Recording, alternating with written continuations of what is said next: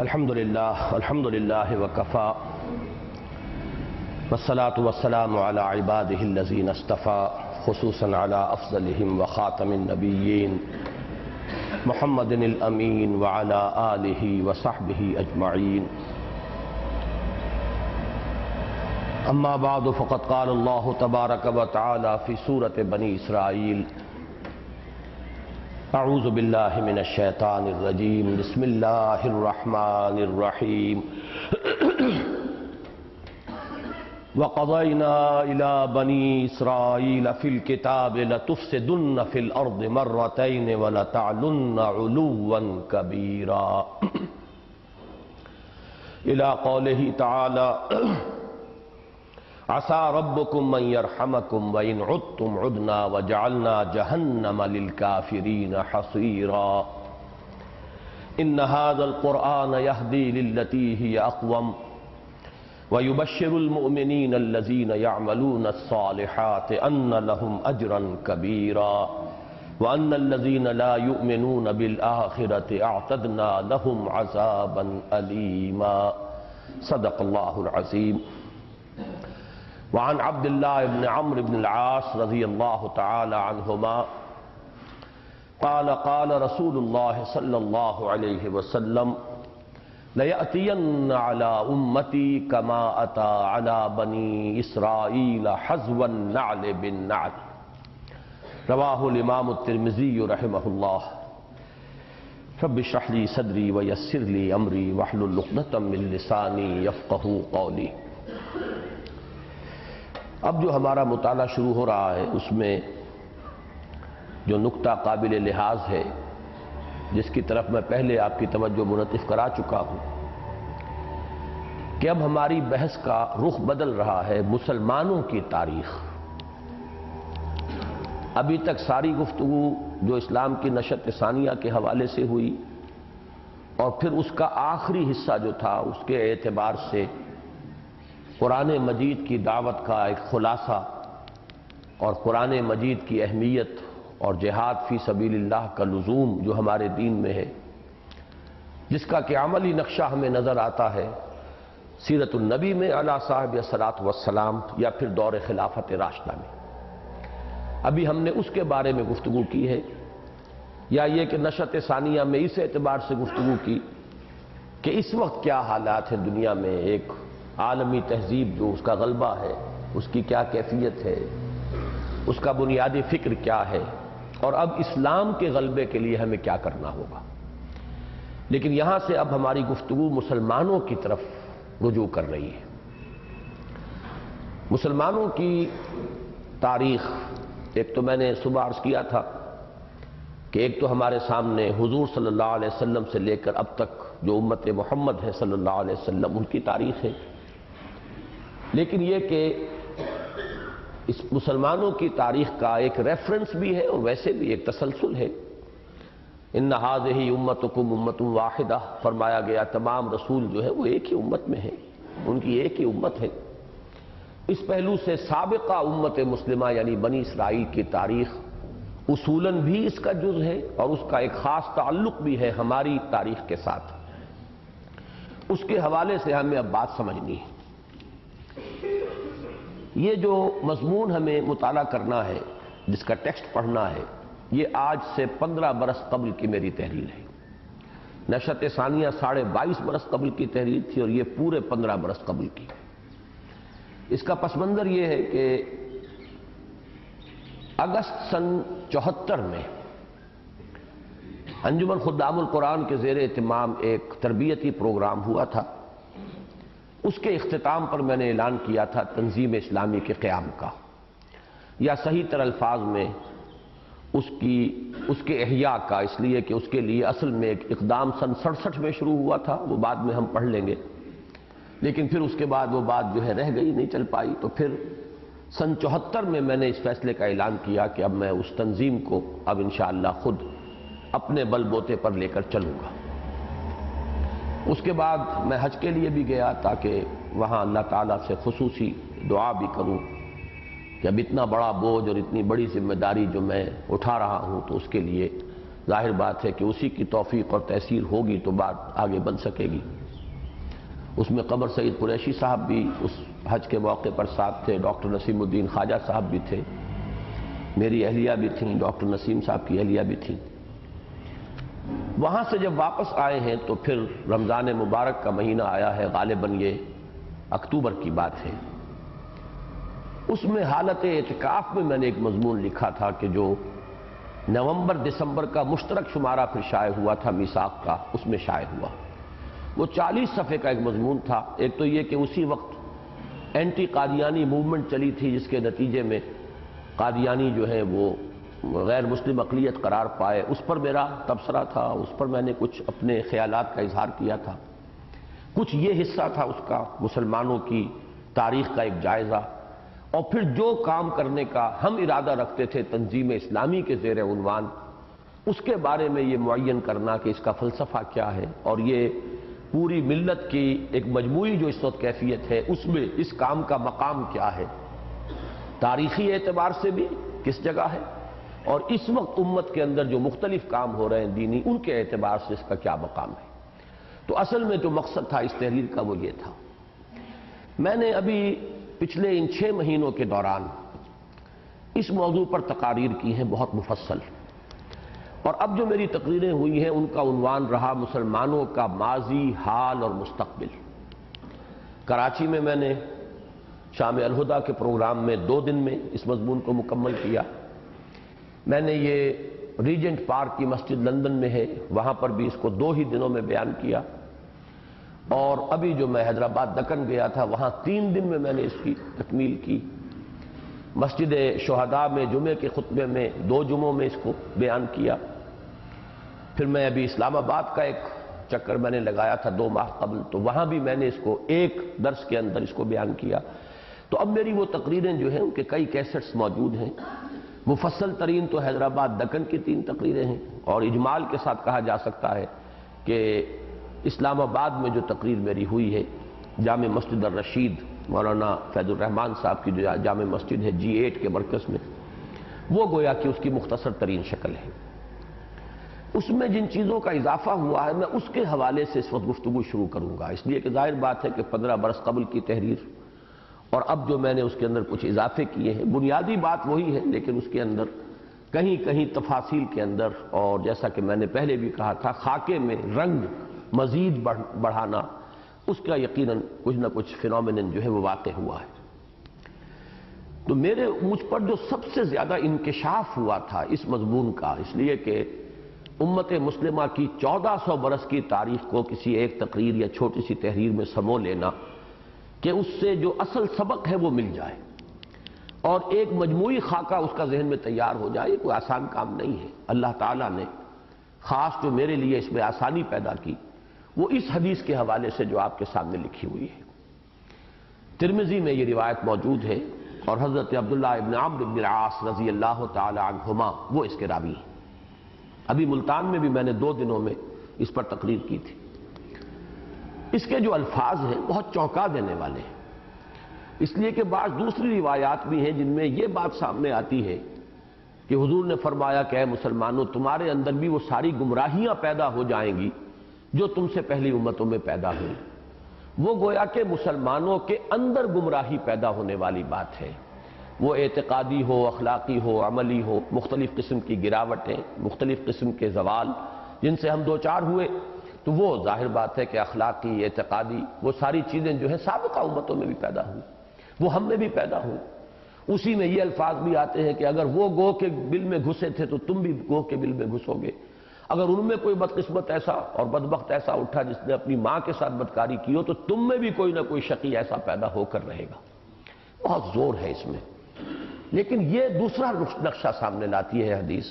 تم پر بھی وہی حالات وارد ہوں گے۔ یہ گویا کہ لوگوں پر حالات کے وارد ہونے کا معاملہ ہے۔ ایک ہے لوگوں کے اندر اخلاقی، اعتقادی، علمی، فکری غلطیاں اور گمراہیاں پیدا ہونا، یہ لوگوں کے اوپر حالات واقع ہونا۔ ان میں حضور نے فرمایا کہ بڑی ہی کامل مشابہت ہوگی، بنی اسرائیل پر جو حالات وارد ہوئے وہی میری امت پر بھی وارد ہو کر رہیں گے، اور تشبیہ آپ نے دی جیسا کہ مختلف تقاریر میں نے اسے بیان کیا کہ یہ فصاحت و بلاغت کی معراج ہے کہ جیسے ایک جوتی کے جوڑے کے جو دو جوتیاں ہوتی ہیں جوڑے میں، ان کی مشابہت کتنی ہوتی ہے۔ اوپر سے دیکھیے تو ان کے رخ مختلف ہیں، لیکن تلوے جوڑ دیجئے تو معلوم ہوگا کہ بالکل ایک شے ہے، سرے منہ کوئی فرق نہیں، بال برابر فرق نہیں۔ تو اسی طریقے سے چونکہ فصل ہے تقریباً 2000 برس کا، لہذا حالات میں فرق تو نظر آئے گا، لیکن یہ کہ اگر آپ بٹوین دی لائنز اگر جھانک سکیں، بین السطور اگر دیکھ سکیں تو معلوم ہوگا کہ تاریخ اپنے آپ کو دہراتی رہی۔ پھر یہ کہ اس کے حوالے سے جب میں نے سورہ بنی اسرائیل کے پہلے رکوع کا مطالعہ کیا تو وہ تمام حقائق جو ہیں مجھ پر منکشف ہوئے۔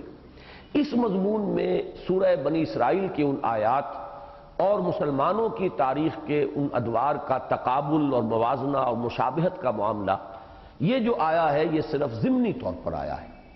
لیکن میں یہ چاہتا ہوں کہ اس وقت جو ہم مطالعہ کر رہے ہیں اس میں اس حدیث کو عنوان بنا کر پہلے اپنے ذہن کے اندر ایک خاکہ آپ حضرات تیار کر لیجئے بنی اسرائیل کی تاریخ کا، تاکہ اس کے ساتھ مشابہت کے حوالے سے پھر ہماری تاریخ کے جو مختلف ادوار ہیں وہ بھی ہمارے اس خاکے کے اندر فٹ بیٹھتے چلے جائیں۔ اس میں ایک اور فرق بھی میں کر رہا ہوں، بلکہ میں نے کہیں کیا بھی ہے، کہ پہلے تو میں نے تقسیم کیا تھا ماضی، حال اور مستقبل۔ حال کو میں نے 65 سالوں پر پھیلایا، 1924 سے اور یہ 1989 جس میں کہ ہم اب جو ختم ہو رہا ہے، جس میں ہم اس وقت ہیں، 65 برس، اس کو حال قرار دیا۔ پھر مستقبل کو 2 حصوں میں تقسیم کیا، مستقبل بعید، مستقبل قریب۔ لیکن اب میں یہ سمجھتا ہوں کہ اس کو بیان کرنے کے لیے صحیح تر تقسیم یہ ہوگی کہ ماضی اور مستقبل، اس لیے کہ میں نے ہر تقریر میں یہ بات واضح کی، حال کسے کہتے ہیں؟ حال تو ایک لمحہ ہوتا، ایک لمحے کے بعد وہ ماضی بن گیا، ایک لمحے پہلے وہ مستقبل تھا، لہذا حال تو در حقیقت خالص تصوراتی سی شے ہے، اسے ہم کیسے تعبیر کریں؟ جیسے نقطے کی جو ڈیفینیشن ہے یا لائن کی ڈیفینیشن ہے جیومیٹری میں، اس کی کوئی ڈائمنشن نہیں ہوتی، نقطے کے اندر تو کوئی سرے سے نہ موٹائی نہ لمبائی نہ چوڑائی کچھ نہیں، اور لائن جو ہے اس کی صرف ایک لینئر ڈائمنشن ہے، اس میں چوڑائی یا موٹائی نہیں ہوتی۔ تو حال کا معاملہ بھی ہے کہ وہ ایک خط ہے، فرضی خط، کہ جو مستقبل اور ماضی کے درمیان کھینچا ہوا ہے۔ اس اعتبار سے صحیح تقسیم یہ ہو جائے گی کہ ماضی بعید جو 1924 پر میں ختم کروں گا، 1924 سے تا حال، اس وقت کا حال، یہ گویا کہ ہمارا ماضی قریب ہے، اور پھر اس کے بعد مستقبل قریب اور پھر مستقبل بعید۔ اب آپ سب سے پہلے اپنے ذہن میں بنی اسرائیل کے تاریخ کے کچھ حوالے جو ہیں وہ معین کر لیں۔ سورہ بنی اسرائیل کی پہلی آیت کے حوالے سے بھی یہ بات ذہن میں آپ بٹھا لیں کہ اس میں جو واقعہ معراج کا تذکرہ ہے، سبحان الذی اسری بعبدہ لیلا من المسجد الحرام الی المسجد الاقصی، در حقیقت اس کا حوالہ یہاں معلوم ہوتا ہے اسی رکوع کے مضامین کے اعتبار سے، کہ یہ بات واضح کر دی جائے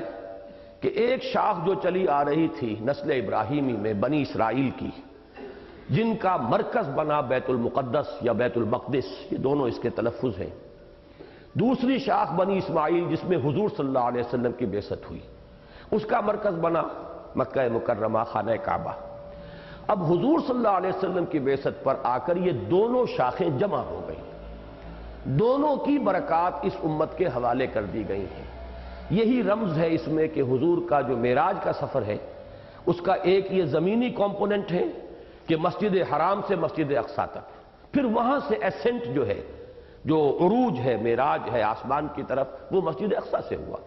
گویا کہ حضور ہی کے چارج میں، امت محمد صلی اللہ علیہ وسلم ہی کی تولیت میں اللہ تعالیٰ نے نہ صرف بیت اللہ کو دے دیا بلکہ مسجد اقصی کو بھی دے دیا ہے، بیت المقدس کو بھی دے دیا۔ اس کے بعد سے تاریخ شروع ہوئی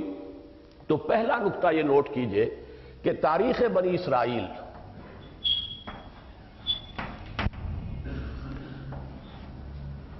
سابقہ امت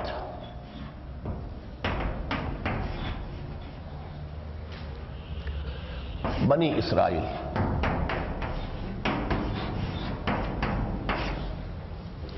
آغاز 1300 قبل مسیح۔ بنی اسرائیل ایک نسل کے اعتبار سے تو تقریباً 300-400 سال پہلے سے شروع ہو چکے ہیں،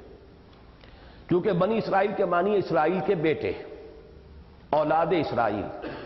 اسرائیل لقب تھا حضرت یعقوب علیہ السلام کا، حضرت ابراہیم کے پوتے، یعقوب ابن اسحاق ابن ابراہیم علیہ السلام۔ تو بنو اسرائیل کی تاریخ تو وہاں سے شروع ہوگی، لیکن ابھی وہ ایک نسل تھے، امت نہیں تھے۔ امت کی شکل بنی ہے حضرت موسیٰ علیہ السلام کو تورات عطا ہونے پر۔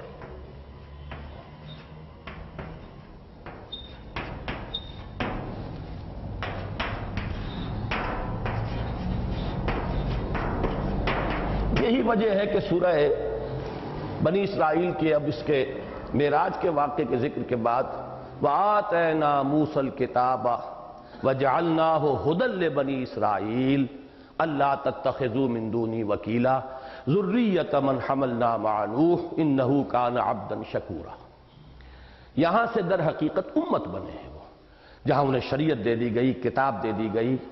صاحب کتاب، اسی لیے اہل کتاب ہم انہیں کہتے ہیں۔ تو یہ 1300 قبل مسیح میں جبکہ حضرت موسیٰ علیہ السلام بنی اسرائیل کو لے کر نکلے ہیں مصر سے اور سینائی پیننسلا میں وارد ہوئے،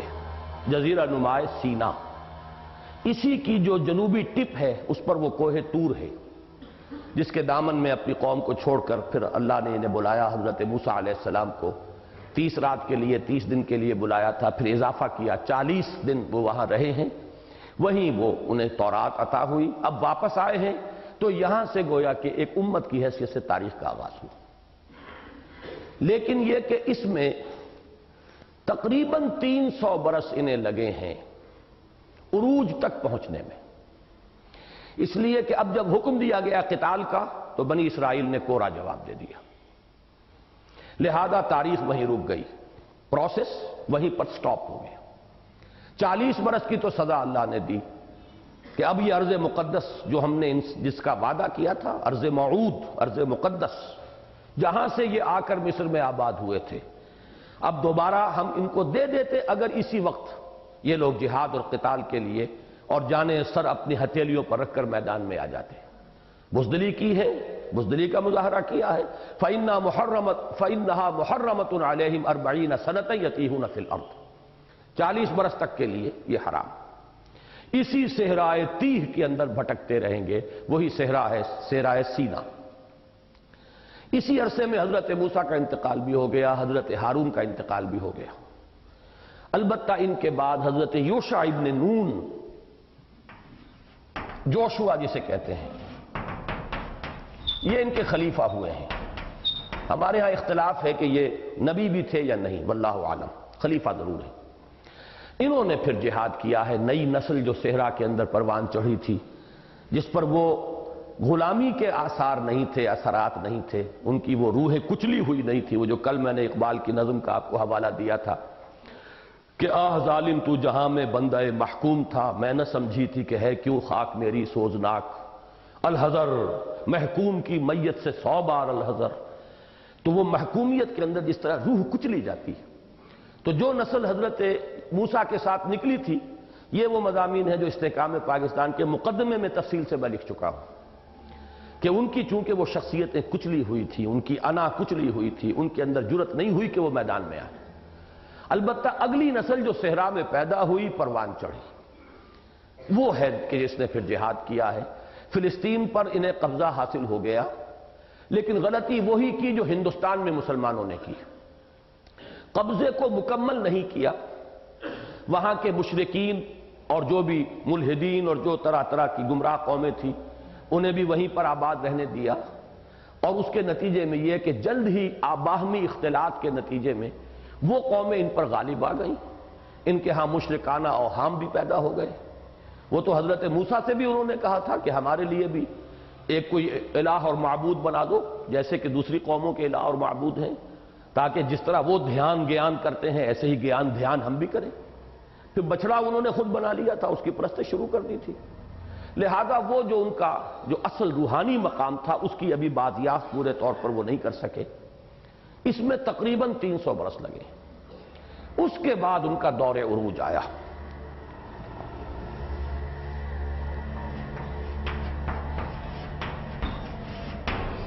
دور عروج اول یہ تقریباً 1020 قبل مسیح سے 926 قبل مسیح تک یہ وہ واقعہ ہے. یہ جو بنی اسرائیل کا جہاد سے اور قتال سے انکار ہے یہ سورہ مائدہ میں موجود ہے. اب جو میں عرض کر رہا ہوں یہ سورہ بقرہ میں ہے، طالوت اور جالوت کا واقعہ، کہ جب یہ انتہائی کسب و پرسی کو پہنچ گئے، ان کو لوگوں نے گھروں سے نکال دیا، ان کے بیٹوں کو بھی انہوں نے اپنا غلام بنا لیا، تو پھر تنگ آمد بجنگ آمد کہیے. انہوں نے بھی کہا جو اس وقت کے نبی تھے کہ ہمارے لیے کوئی بادشاہ مقرر کر دو، ہم اس کے پیچھے ہو کر قتال کریں. وہ طالوت اور جالوت کا واقعہ سورہ بقرہ کے اندر دوسرے پارے کے اختتام پر تفصیل سے موجود ہے. بہرحال وہ تفصیل میں جانے کا موقع نہیں ہے. پھر جنگ ہوئی، قتل طالوت و جالوتا، حضرت طالوت نے جالوت کو قتل کیا. قتل داود، حضرت داؤد علیہ السلام جو ہے اس جنگ کے موقع پر وہ ظاہر ہوئے ہیں، ورنہ وہ پس منظر میں تھے. وہ تو ایک گڈریے تھے، بھیڑے بکریاں اپنی چراتے تھے، اور ان کے پاس وہ ایک گوپیا ہوتا تھا جس سے کہ وہ پتھر مارتے تھے. بہرحال اسی کے حوالے سے انہوں نے جالوت کو قتل کیا. قتل داود و جالوتا. تو یہ جو پھر حکومت قائم ہوئی ہے یہ ان کا دور عروج ہے، تقریباً 100 برس، اور اس میں 16 برس کی حکومت ہے حضرت طالوت کی. تقریباً 40 برس کی حکومت ہے حضرت داؤد کی. تقریباً 40 برس کی حکومت ہے حضرت سلیمان کی. یہ میں اچھی طرح نوٹ کروا رہا ہوں آپ کو، ان کو جمع کر لیجئے تو یہ 100 سے چند برس کم رہ جائیں گے. یہ ہے ان کا دور عروج اول. بہت عظیم مملکت، بڑی حکومت، پورا شام، فلسطین، عراق کا بہت سا حصہ،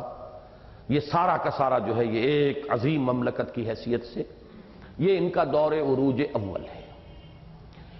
لیکن یہ کہ حضرت سلیمان کے انتقال کے بعد ان کے بیٹوں میں یہ مملکت تقسیم ہو گئی.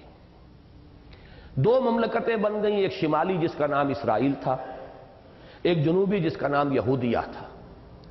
یہ دونوں مملکتیں چلتی رہیں. بہرحال یہ اصول ذہن میں رکھیے کہ ایک فرد کی زندگی میں تو اتار چڑھاؤ جو ہے وہ دنوں اور سالوں میں آ جاتے ہیں، لیکن قوموں کی زندگیوں میں عروج اور زوال جو ہے وہ صدیوں پر پھیلے ہوتے ہیں. ابھرنے میں بھی صدیاں لگتی ہیں، پھر گرتی بھی ہے عمارت تو صدیوں میں گرتی ہے، کوئی ایک دن میں نہیں گرتی. بہرحال اس عمارت کو پھر رفتہ رفتہ گرنے میں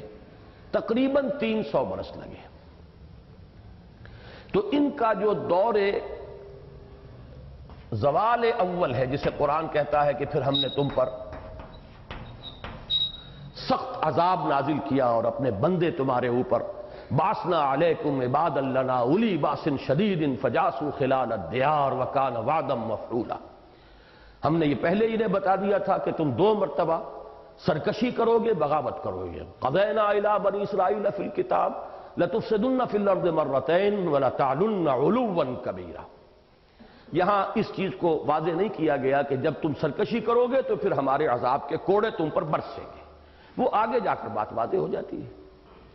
تو جب پہلا وقت آیا فَإِذَا جَاءَ وَعْدُ أُولَاهُمَا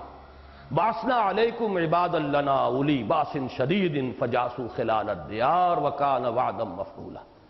جب ان دونوں میں سے پہلے وعدے کا وقت آیا تو ہم نے تمہارے اوپر اپنے بڑے خونخوار اور بڑے جنگجو بندے مسلط کر دیے. وہ تمہاری بستیوں میں گھس گئے، جاسو خلال الدیار، اور ہمارا وعدہ پورا ہو کر رہا. اس کے لیے نوٹ کر لیجئے، پہلے تو اشوریوں کا حملہ ہوا،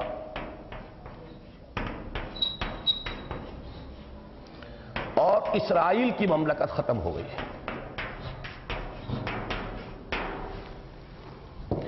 یہ ہوا ہے تقریباً 7ویں صدی قبل مسیح. اور دوسری چیز میں نوٹ کرنے کی ہے، کچھ ہی عرصے کے بعد 6 صدی قبل مسیح میں نبوکڈنضر، ویسے اس کو اردو میں بخت نصر لکھتے ہیں، اس کا حملہ اور سلطنت یہودیہ کا خاتمہ.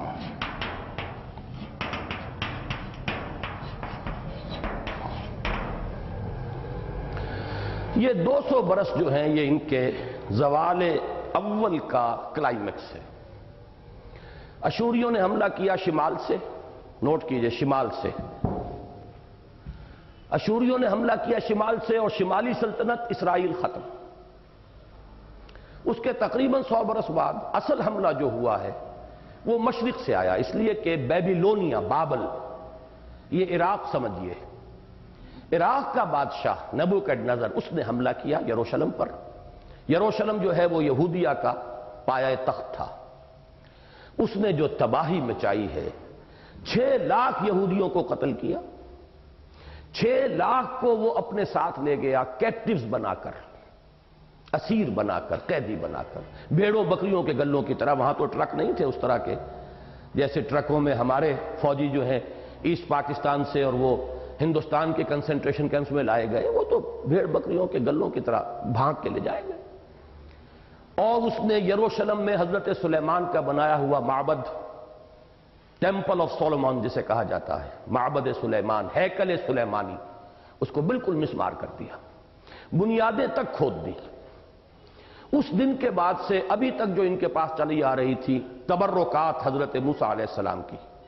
تورات کی وہ تختیاں جو ہیں، جو یعنی وہ پتھر کی تختیاں، وہ بھی موجود تھی، اور عصائے موسیٰ بھی ان کے پاس موجود تھا۔ وہ صندوق سکینہ جس کا ذکر بھی آتا ہے طالوت اور جالوت کے قصے میں، وہ ابھی تک محفوظ تھا، لیکن اس کے بعد سے دنیا میں ان کا کہیں وجود نہیں ہے، کہاں گئے، ختم ہو گئے۔ تورات بھی غائب ہوئی، پھر وہ جیسا کہ میں بعد میں آپ کو بتاؤں گا تقریباً 150 برس کے بعد پھر زبانی یادداشتوں سے اسے پھر مرتب کیا گیا، اسی لیے اس میں بہت سی غلطیاں در آئیں۔ اصل تورات نبوکڈنیزر کے حملے کے بعد سے دنیا سے غائب ہو گئی۔ اسی طریقے سے وہ حضرت موسیٰ کا عصا وغیرہ اب ان کے پاس کچھ نہیں۔ بقیت آل موسیٰ و آل ہارون، یہ الفاظ آئے ہیں قرآن مجید میں۔ پھر یہ لے گیا ہے ان کو تقریباً 150 برس، 100 برس سے 150 برس تک یہ وہاں پر کیپٹیوز رہے۔ بالکل اجڑی ہوئی تھی یہ بستی اور یہ پورا علاقہ، جس کا کہ ذکر ہے سورہ بقرہ ہی میں حضرت عزیر علیہ السلام نے جو مشاہدہ کیا تھا، وہ یروشلم کا واقعہ حضرت عزیر کا، کہ انہوں نے جب دیکھا یہ بستی اس طرح اجڑ گئی ہے، انا یحیی ھذہ اللہ بعد موتہا، انہوں نے کہا اللہ اس بستی کو دوبارہ کیسے زندہ کرے گا، یہ مردہ بستی بھی دوبارہ زندہ ہو سکتی ہے؟ تب اللہ نے انہیں 100 برس کے لیے سلا دیا یا ان پر موت طاری کر دیا، فاماتہ اللہ مئۃ عام ثم بعثہ، پھر اٹھایا۔ یہ دور حضرت عزیر نے تو گویا کہ اس موت کی حالت میں گزارا ہے، اور پوری قوم بنی اسرائیل وہ در حقیقت کیپٹیوز کی حیثیت سے کیپٹیویٹی میں، حالت اسیری میں بیبیلونیا میں رہی۔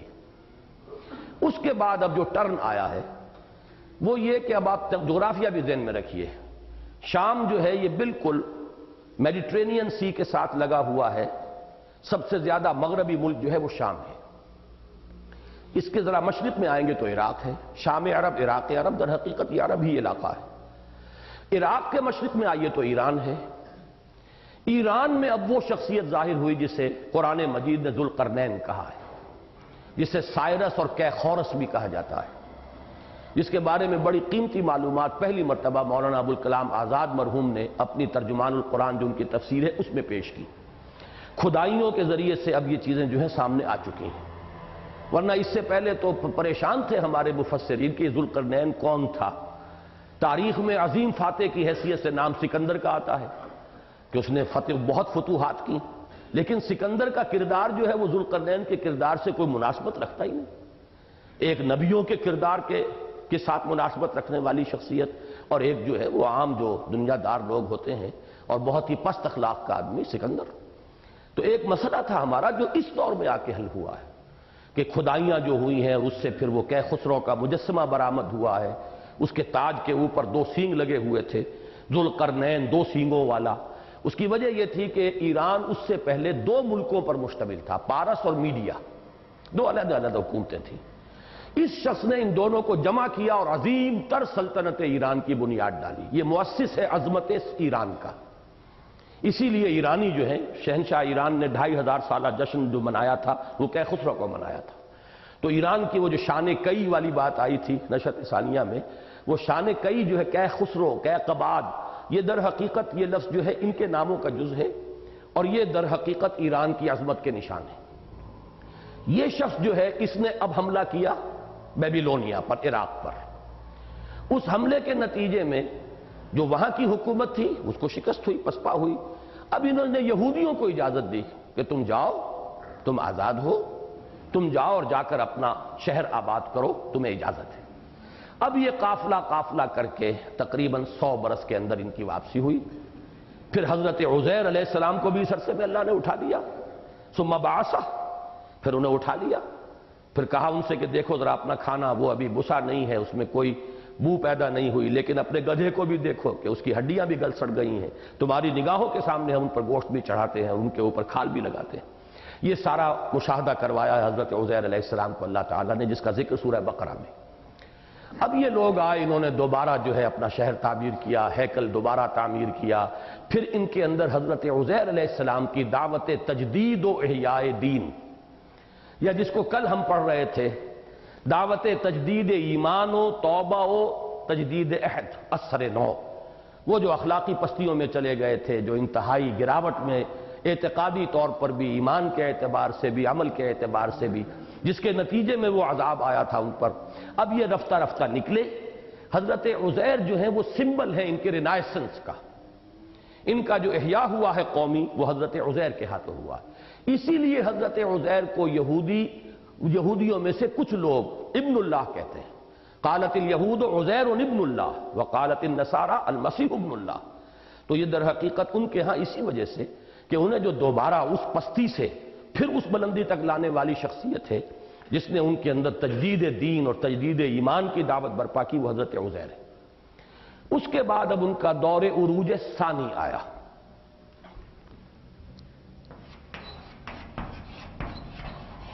اس کے بارے میں آپ نے لکھ لیا، حضرت عزیر علیہ السلام کے دعوت تجدید کے زیر اثر ادھر خسرو کی طرف سے بیبیلونیا کے فتح ہو جانے کے بعد جو اجازت ملی، ان دونوں کے نتیجے میں پھر ایک مکابی سلطنت قائم ہوئی۔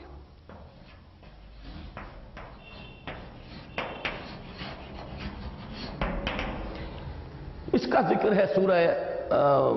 بنی اسرائیل کے ان آیات میں، ثم رددنا لکم الکرۃ علیہم وامددناکم باموال وبنین وجعلناکم اکثر نفیرا۔ پھر ہم نے تمہاری باری لوٹا دی ان پر، پھر ہم نے تمہاری مدد کی، بیٹوں سے بھی مدد کی، دولت سے بھی مدد کی، پھر تمہیں ہم نے بڑی کثیر تعداد میں کر دیا، پھر پھلے پھولے جس کو کہتے ہیں دنیا کے اندر ایک عظیم مملکت قائم ہوئی، مکابی سلطنت۔ یہ مکابی سلطنت جو ہے یہ اپنے جہاں تک حدود ارضی کا تعلق ہے، یہ حضرت سلیمان اور داؤد کی حکومت سے بھی بڑی حکومت تھی۔ البتہ حضرت سلیمان کی حکومت جو ہے اس جیسی کوئی حکومت دنیا میں نہ ہوئی ہے نہ ہوگی، اس لیے کہ وہ حکومت جو ہے صرف زمین پر نہیں تھی، ہوا پر بھی تھی، ان کا حکم ہوا پر بھی چلتا تھا۔ پھر یہ کہ ان کی حکومت جنات پر بھی تھی، تو وہ تو ملٹی ڈائمنشنل حکومت تھی، جیسے کہ آیا ہے ایک جگہ قرآن مجید میں کہ حضرت سلیمان نے یہ دعا کی تھی، پروردگار مجھے تو وہ حکومت عطا فرما جو تو نے کسی کو نہ عطا کی ہو، تو اللہ نے وہ حکومت انہیں دی۔ تو ان کی سطوت و شوکت تو در حقیقت اس اعتبار سے کہ صرف زمینی حکومت نہیں تھی، فضا پر بھی اور ہوا پر بھی ان کا حکم چلتا تھا، اور دوسرے یہ کہ جنات بھی ان کے قبضے میں تھے اور ان پر بھی حکومت انہیں حاصل تھی۔ تو اس اعتبار سے تو عظمت ان کی ہے، لیکن جہاں تک حدود ارضی کا تعلق ہے، مکابی حکومت جو ہے سلطنت مکابیہ وہ اس سے کہیں بڑی تھی۔ یہ ہے ان کا دوسرا دور عروج۔ اس کے بعد پھر زوال شروع ہوا، وہ تو میں نے آج بھی کہا تھا صبح کے، وہ تو ہوگا، بڑھاپا آتا ہے جوانی کے بعد۔ اور دینی زوال کا مطلب کیا ہوتا ہے؟ ایمان کا اضمحلال، اخلاق کا اضمحلال، کردار کا اضمحلال۔ ایمان جب قوی ہوتا ہے تو جہاد ہوتا ہے، جب ایمان کمزور پڑتا ہے تو پھر عیش ہوتا ہے، پھر محل بنتے ہیں، پھر ناؤ نوش کی محفلیں ہوتی ہیں، پھر وہ سب کچھ ہوتا ہے جو دنیا میں بادشاہوں کے محلات کے اندر ہوتا ہی ہے۔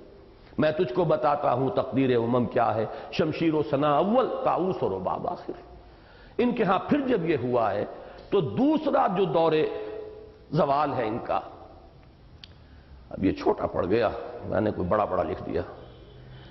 چلیے اب اس کے بغیر گزارا کریں۔ یہ ان پر اب جو عذاب آیا ہے اللہ کا، جو کوڑا برسا ہے، وہ رومیوں کے ہاتھوں۔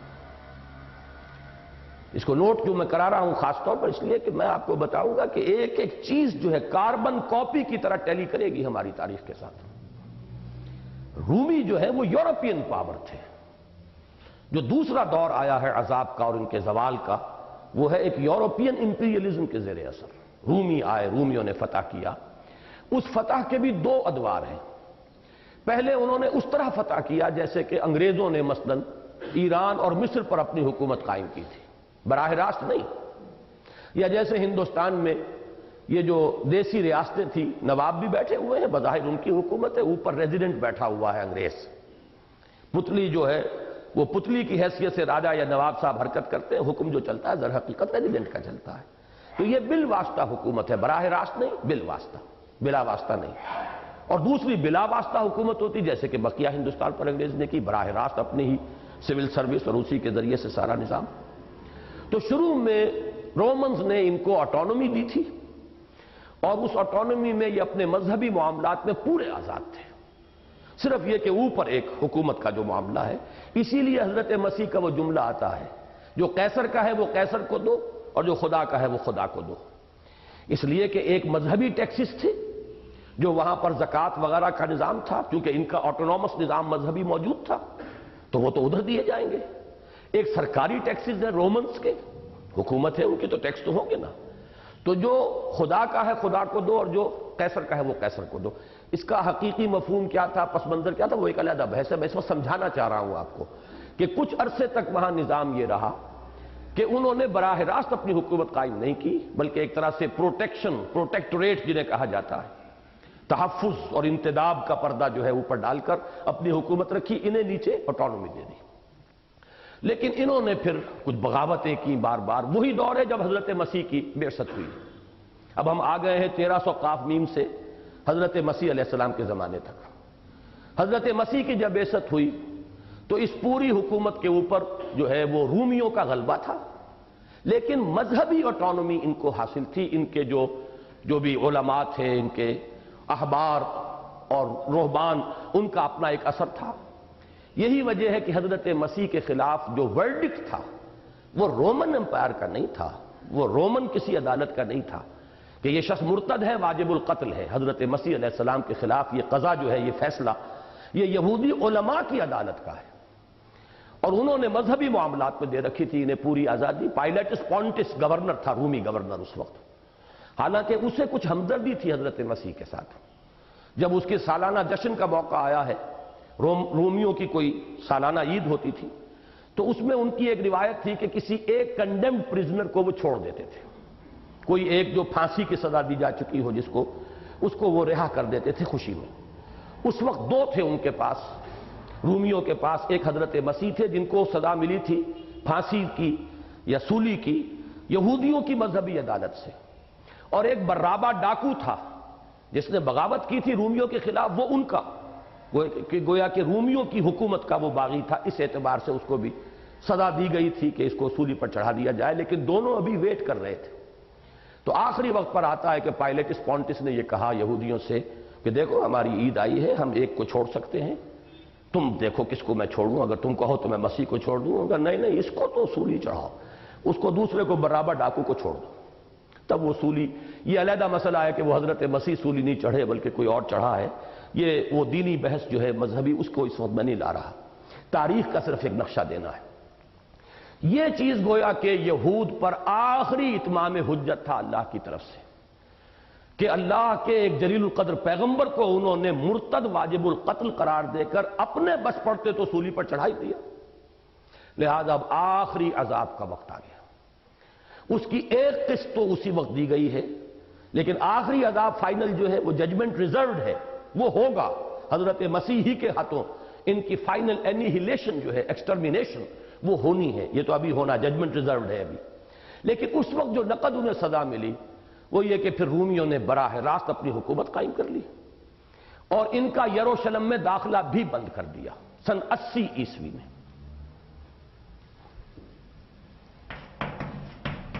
زوال ثانی یا عذاب ثانی،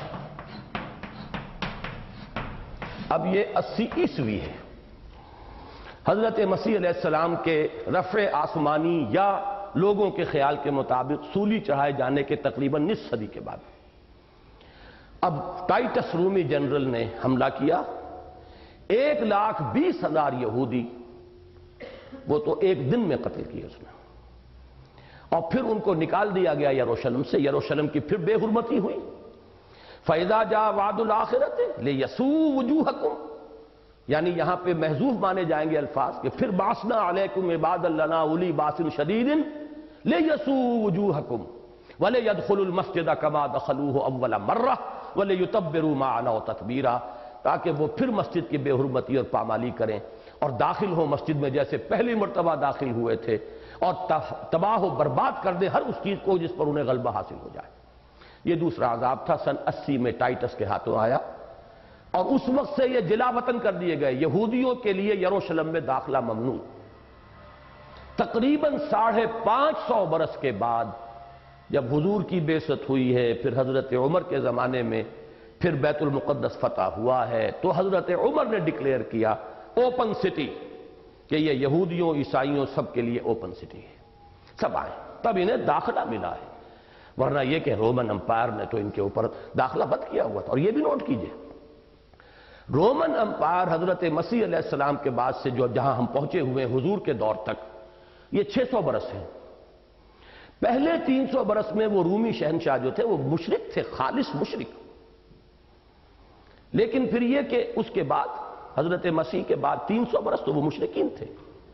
لیکن پھر 300 عیسوی میں انہوں نے عیسائیت قبول کر لی، اگرچہ وہ پولزم والی عیسائیت تھی، اصل حضرت عیسیٰ والی عیسائیت نہیں. لہذا ان کے نزدیک تو پھر یہودیوں سے بڑا مجرم کوئی نہیں تھا جس نے کہ سولی چڑھایا ہے ہمارے خدا کو. اس اعتبار سے جو پھر پرسیکیوشن جو تھی جس انداز کی ہونی چاہیے تھی وہ ہوئی ہے، اور ان کا داخلہ تک ممنوع ہوا ہے، جبکہ حضرت عمر رضی اللہ تعالیٰ عنہ نے ان کو داخل ہونے کی اجازت دی.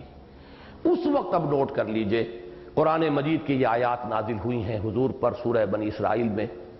عَسَىٰ رَبُّكُمْ أَن يَرْحَمَكُمْ. یہ 4 ادوار تو ہو چکے، تمہارا ایک دور عروج، پھر پہلا دور زوال، پھر دوسرا دور عروج، پھر دوسرا دور زوال. اب یوں سمجھیے کہ بنی اسرائیل اس وقت حضور کی بعثت کے وقت اب ان سے خطاب کیا جا رہا ہے. عَسَىٰ رَبُّكُمْ أَن يَرْحَمَكُمْ، اب بھی تمہارا رب تم پر رحم فرمانے کے لیے تیار ہے. وَإِنْ عُدْتُمْ عُدْنَا، لیکن اگر تم یہی کچھ کرو گے جو پہلے کرتے رہو تو ہم بھی وہی کچھ کریں گے جو پہلے ہم نے کیا. پھر عذاب پر عذاب تم پر آتے رہیں گے. یہ ہمیشہ سے تاریخ میں پرسیکیوٹڈ مائنورٹی کی حیثیت سے مانی گئی ہے، اور اسی کو انہوں نے اپنے لیے ہمدردی حاصل کرنے کا ایک ذریعہ بنایا ہے. کہیں تھوڑا سا سانس لینے کو انہیں موقع ملتا ہے پھر ان پر عذاب الہی کے کوڑے برستے ہیں. چنانچہ انہوں نے جو راستہ اختیار کیا انہیں تو دکھا دیا گیا تھا شاہدرہ، رحمت خداوندی میں داخلے کا راستہ. شاہدرہ ہے ان ھذا القرآن یہدی للتی ہی اقوم ویبشر المؤمنین الذین یعملون الصالحات ان لہم اجرا کبیرا. آؤ داخل ہو جاؤ، قرآن پر ایمان لاؤ، محمد کے دامن رحمت میں آ جاؤ صلی اللہ علیہ وسلم، پروردگار تم پر رحمت فرمائے گا. نہیں کرو گے تو جو کچھ پہلے ہوتا رہا ہے وہی ہوگا. اس میں اس صدی کا واقعہ صرف نوٹ کر لیجئے، باقی تو لمبی داستان ہو جائے گی. انہوں نے من حیث القوم رحمت خداوندی کو ریجیکٹ کیا. رحمت للعالمین کے سب سے بڑے مخالف دنیا کے اندر پوری تاریخ میں یہ یہودی رہے، حضور کے مخالف، حضور کی حیات طیبہ کے دوران بھی اور بعد میں بھی. گویا کہ انہوں نے اپنے لیے وہ عذاب ہی کا راستہ اختیار کیا. اس کی ایک مثال جو اس صدی میں جو ہٹلر کے ہاتھوں ان کی گت بنی ہے، اور کہا یہ جاتا ہے وہ کہتے ہیں 6 ملینز were executed. باقی یہ کہ کچھ لوگ کہتے ہیں تھوڑا مغالطہ ہے اس میں، تو 40-50 لاکھ کے قریب ان کو قتل کیا گیا، کوئی 1-2 نہیں، 1-2 ہزار نہیں. اور ان کے لیے اسپیشل پلانٹ جو ہیں وہ ڈیزائن کیے گئے، اور تاکہ یہ کہ ان کی ڈیڈ باڈیز کو بھی جو ہے ڈسپوز آف کرنے کی کوئی مصیبت اور مشقت محلہ لینی پڑے. ایک طرف سے انسان داخل ہوں، دوسری طرف سے ایک بدبودار سیاہ رنگ کا مائع جو ہے لکوڈ وہ نکلتا چلا رہا ہے. اللہ اللہ خیر صلی اللہ، کچھ پتہ نہیں وہ انسان کہاں گئے، ان کی ہڈیاں کہاں گئیں، ان کا گوشت پوست کہاں تحلیل ہوا. اور آخری جو ہے اس کی قسم وہ میں عرض کر چکا ہوں وہ تو آ کر رہے گی. وہ قریب قیامت کے معاملات ہیں، حضرت مسیح کا نزول، اور اس وقت پھر جو جہاد اور قتال ہوگا، اور پھر حضرت مسیح کے ہاتھوں یہ اپنے آخری کیفر کردار کو پہنچیں گے. یہ ہے نقشہ جو کہ آپ کو اپنے ذہن میں جمانا چاہیے. اب جو ہے اس مضمون کا مطالعہ شروع کریں گے. صرف چند جملوں میں عرض کر دوں، ہمارا پہلا دور عروج عربوں کی زیر قیادت، اور یہاں خاص فرق نوٹ کر لیجئے، بہرحال کچھ نہ کچھ فرق تو ہوگا۔ ان کا دور عروج حضرت موسیٰ کے دور سے شروع نہیں ہوا، 300 برس کا فصل ہے۔ ہمارا دور عروج حضور ہی کی ذات اقدس کے ساتھ شروع ہو گیا، حیات محمدی صلی اللہ علیہ وسلم، اس لیے کہ حضور کے صحابہ نے تن من دھن نثار کرنے کے لیے اپنے آپ کو ہر وقت تیار رکھا۔ آپ کے چشم و ابرو کے اشارے کے اوپر اپنی گردنیں کٹوا دی، خون کی ندیاں بہا دی، اسی وقت عروج ہو گیا۔ تو پھر عربوں کی زیر قیادت عروج کا دور آیا، لیکن اب یہاں پر اس کے صرف 40 سال کو ہم کہیں گے حضور کا دور مبارک، جو کہ ہجرت کے بعد سے ہمارا کیلنڈر شروع ہوتا ہے، تو 11 سال وہ اور 30 برس جو خلافت راشدہ کے، وہ تو ہے خالص کامل اسلام۔ اس کے بعد عرب امپیریلزم اور ملوکیت کا دور شروع ہوتا ہے، لیکن اس میں بھی بنو امیہ کا دور جو ہے وہ بہترین دور تھا بعد کے تمام ادوار سے، خالص عرب مزاج، ابھی کوئی عجمی خیالات، نظریات، عقائد نہیں آئے تھے، کوئی تقسیم نہیں تھی۔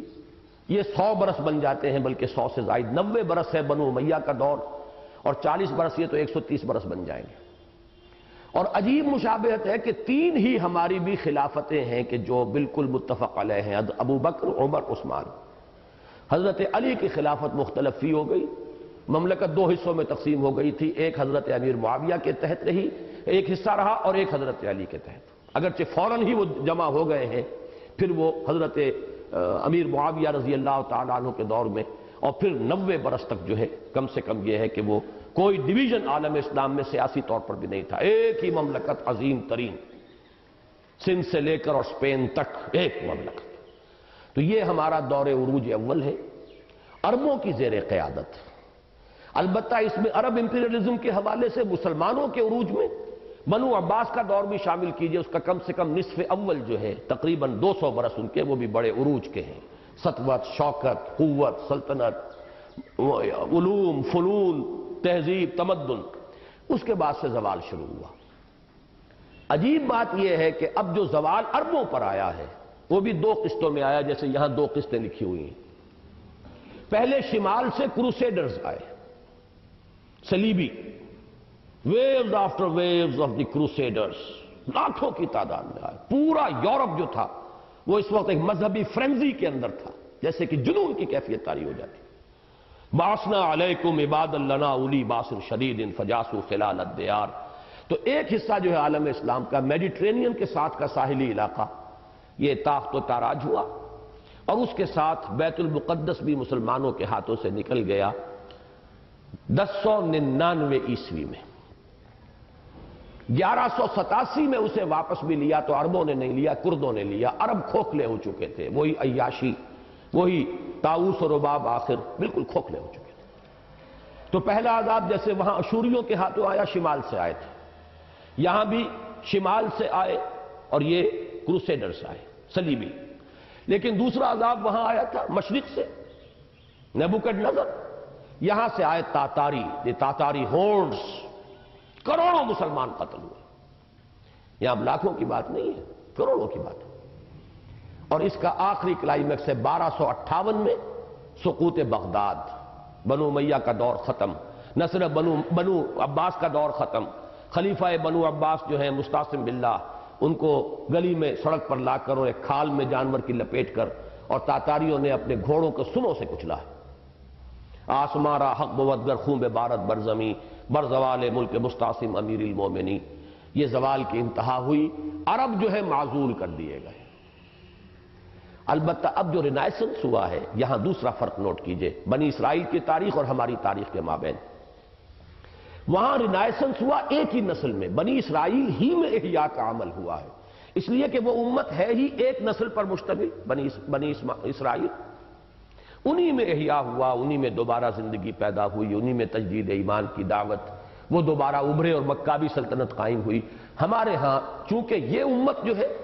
اس میں تو صرف امیین یا بنی اسماعیل نہیں تھے، بلکہ یہ کہ اور بہت سی اقوام آئیں۔ تو دوسرا دور جو شروع ہوا ہے عروج کا، وہ ترکوں کی زیر قیادت، انہی تاتاریوں کو اور انہی کے جو قبائل تھے مختلف، ان کو اللہ تعالیٰ نے اسلام کی توفیق دے دی، وہ اسلام لے آئے، ہے آیا فتنہ تاتار کے افسانے سے، پاسباں مل گئے کعبے کو صنم خانے سے،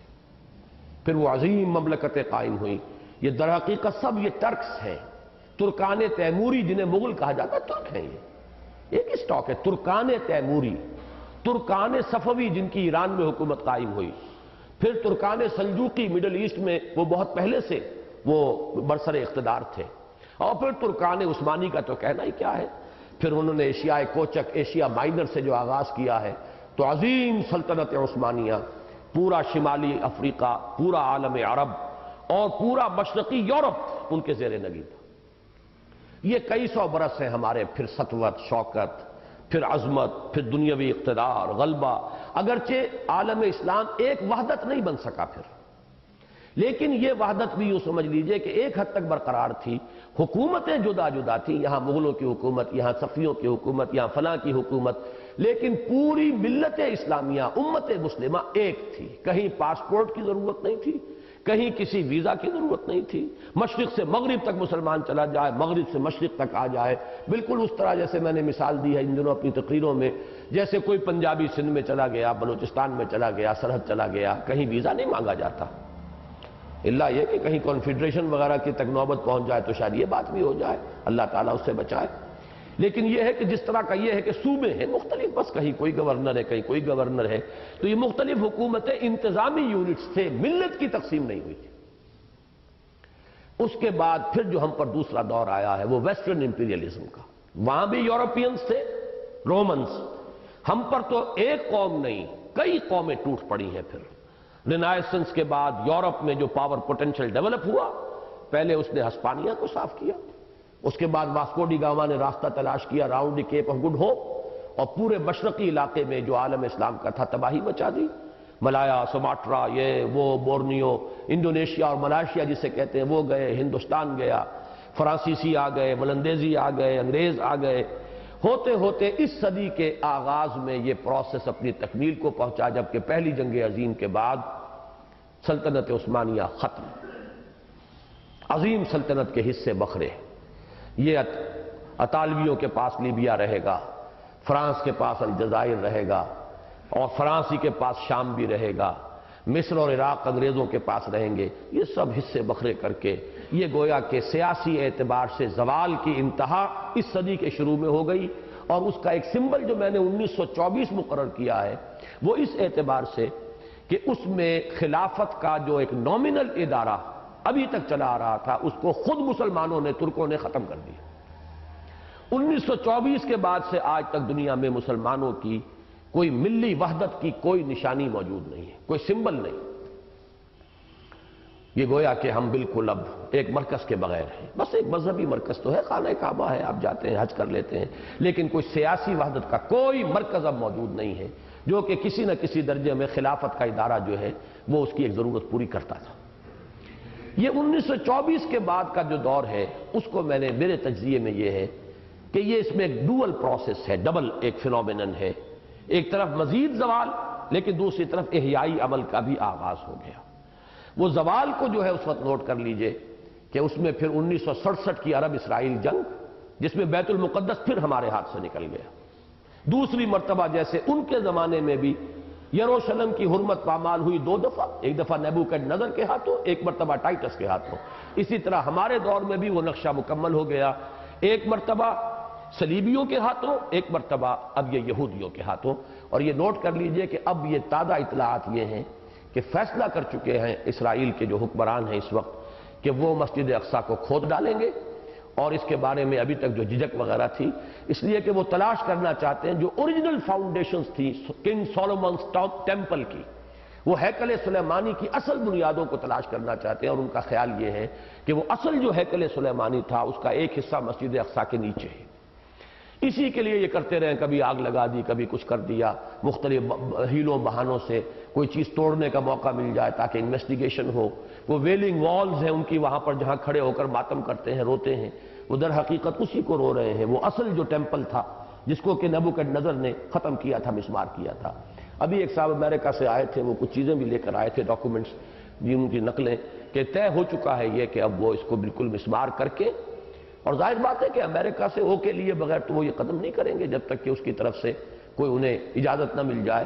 ابھی تک یہ کہ مسلمانوں کی طرف سے ایک ریئیکشن کا اور ریزنٹمنٹ کا شدید اندیشہ تھا، لیکن شاید اب انہوں نے جو نبض دیکھی ہے مسلمانوں کی تو انہیں شاید یہ اندازہ ہوا ہو کہ اب ان میں جان نہیں ہے، اس لیے کہ ایران کا حال پتلا ہو چکا ہے، ہمارے ہاں بے نظیر صاحبہ کی حکومت ہے، اور بھی جہاں کہیں بھی مذہبی تحریکیں تھیں ان تحریکوں کا حال اب اچھا نہیں ہے۔ افغانستان کا جہاد جو ہے وہ بھی آپ کو معلوم ہے کہ دلدل میں پھنس چکا ہے۔ اس اعتبار سے جیسا کہ اس مرتبہ امریکہ سے واپس آ کر میں نے جو خطبے دیے تھے مسجد میں، اس میں نے عرض کیا تھا کہ اس وقت بڑی سرخوشی کا عالم ہے ویسٹ میں کہ ان کے لیے ہر اعتبار سے فتح ہی فتح ہے۔ روس پر بھی فتح ہو گئی،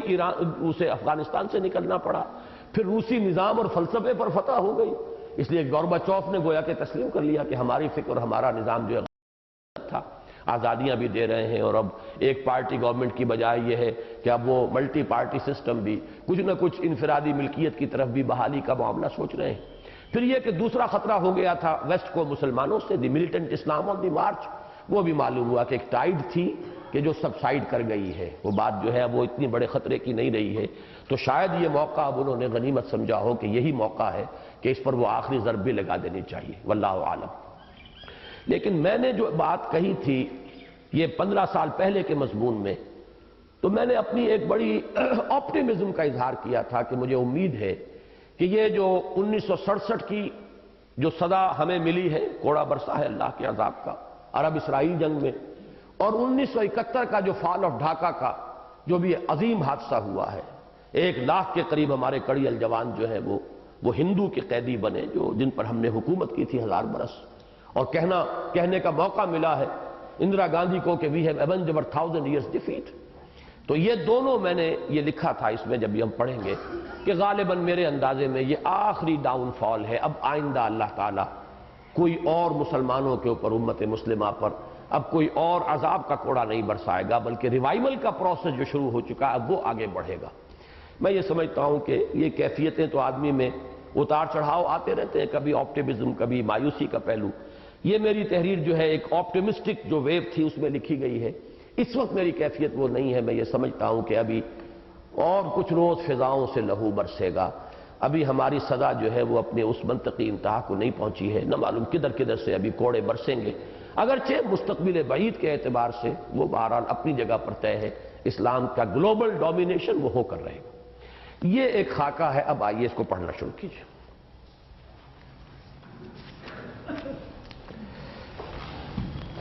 اصل میں چونکہ اس کا شروع ہو رہا ہے میرے اس درمیانی عرصے کے آپٹیمزم سے، اس لیے میں نے یہ ساری بات جو ہے خاکے کے درجے میں آپ کے سامنے رکھ دی ہے، اب تاکہ پڑھنے میں سہولت ہو جائے گی۔ امت مسلمہ کے عروج و زوال کے 2 دور تاریخ بنی اسرائیل کے پس منظر میں، ہمارے نزدیک 20ویں صدی عیسوی کو امت مسلمہ کی تاریخ میں ایک فیصلہ کن موڑ، ٹرننگ پوائنٹ کی حیثیت حاصل ہے۔ چنانچہ اس کے ربع اول کے خاتمے کے لگ بھگ، یعنی پہلا ربع، پہلی چوتھائی صدی جو تھی جب ختم ہو رہی تھی، یہ لفظ ہمارے اس مقدمے میں بھی آیا ہے، دعوت رجوع القرآن کا منظر اور پس منظر، ربع صدی کے لفظ سے ہی شروع کیا میں نے اس کو، کہ اس وقت آفتاب ہدایت شیخ الہند کا غروب ہو رہا تھا، لیکن ایک دوسرا ماہتاب کہہ لیجئے وہ چاند کی صورت میں وہ قرآن مجید کا داعی ایک ابھر کر سامنے آ چکا تھا، وہ علامہ اقبال کی شخصیت۔ ہمارے نزدیک 20ویں صدی عیسوی کو امت مسلمہ کی تاریخ میں ایک فیصلہ کن موڑ، ٹرننگ پوائنٹ کی حیثیت حاصل ہے۔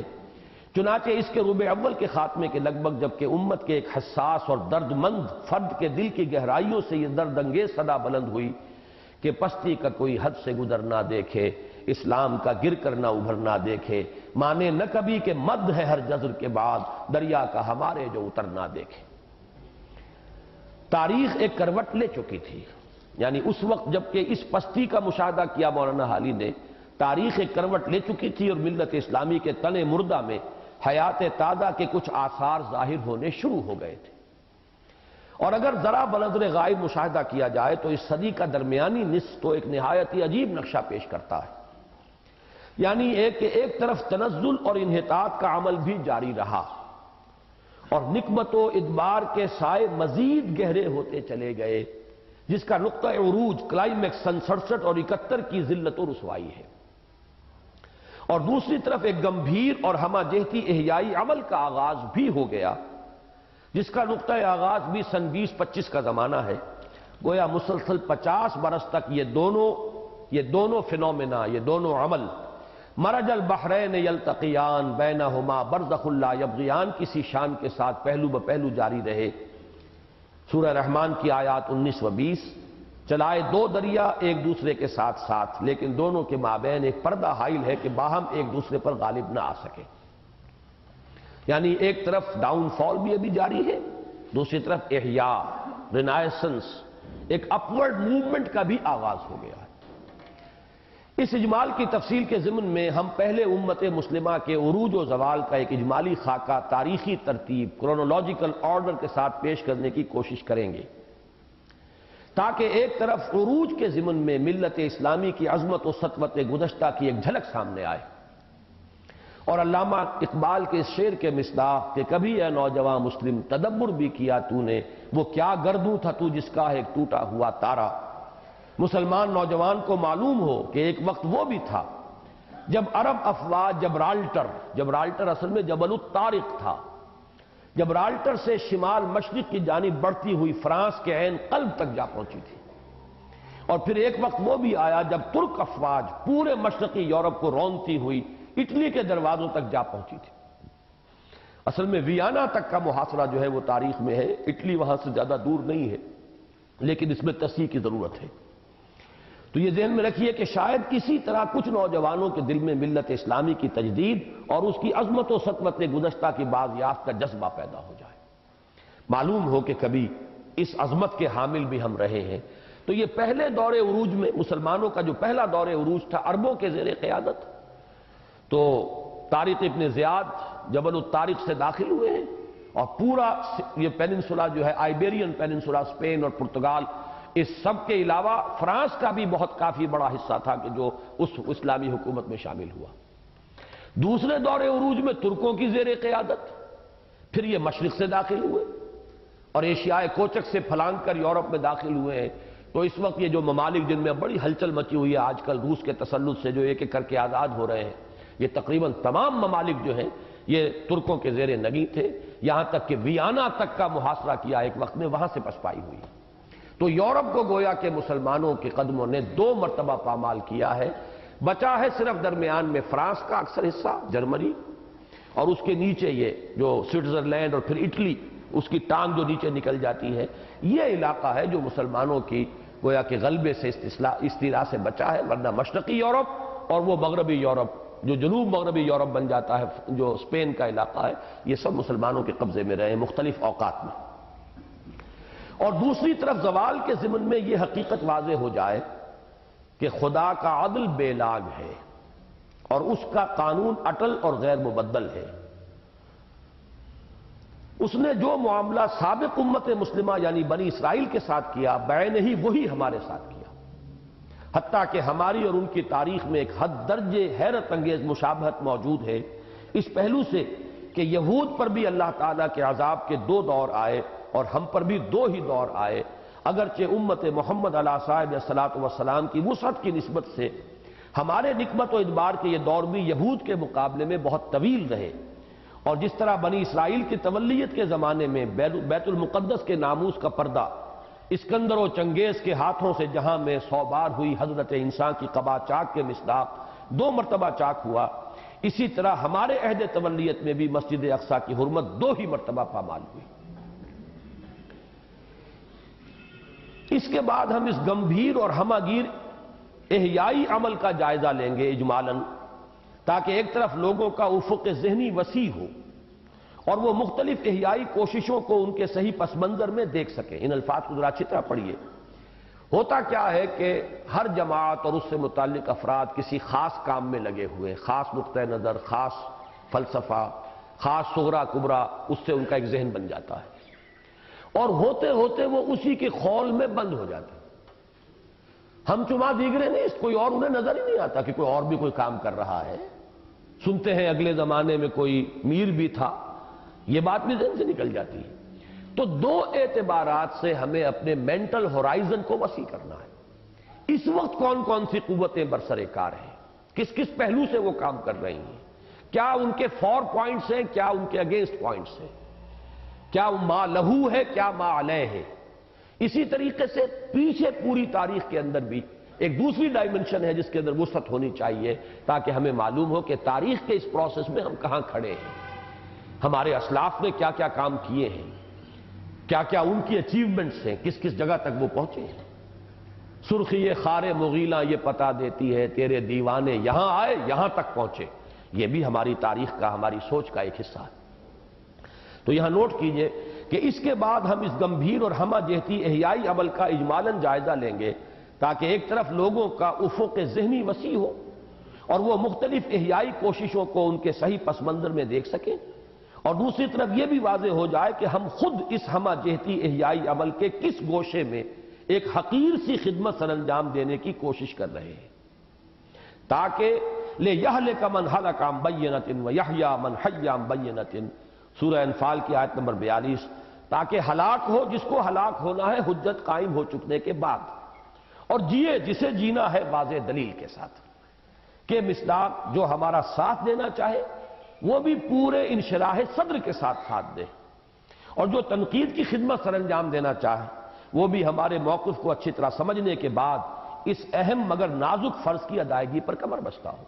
ہمارا موقف تو سمجھ لے کہ ہم ہیں کہاں، کیا کام کر رہے ہیں، کیا سغرا کبرا ہے، پھر تنقید کریں ہم پر۔ ہم اگر دوسروں پر تنقید کرتے ہیں تو دوسروں کا بھی حق ہے کہ ہم پر تنقید کریں، اور یہ بھی ایک ذمہ داری ہے۔ لیکن یہ کہ ایک یہ ہوتا ہے کہ آپ کسی کی طرف خود کوئی موقف منسوب کر کے اس کے اوپر چاند ماری شروع کر دیں اور بمباری شروع کر دیں، جبکہ اس کا یہ موقف ہو ہی نہ۔ صحیح بات یہ ہے کہ پہلے سمجھ لیں کہ ہم کس کام کو کرنے کے لیے جمع ہوئے، اس کا سغرا کبرا کیا ہے۔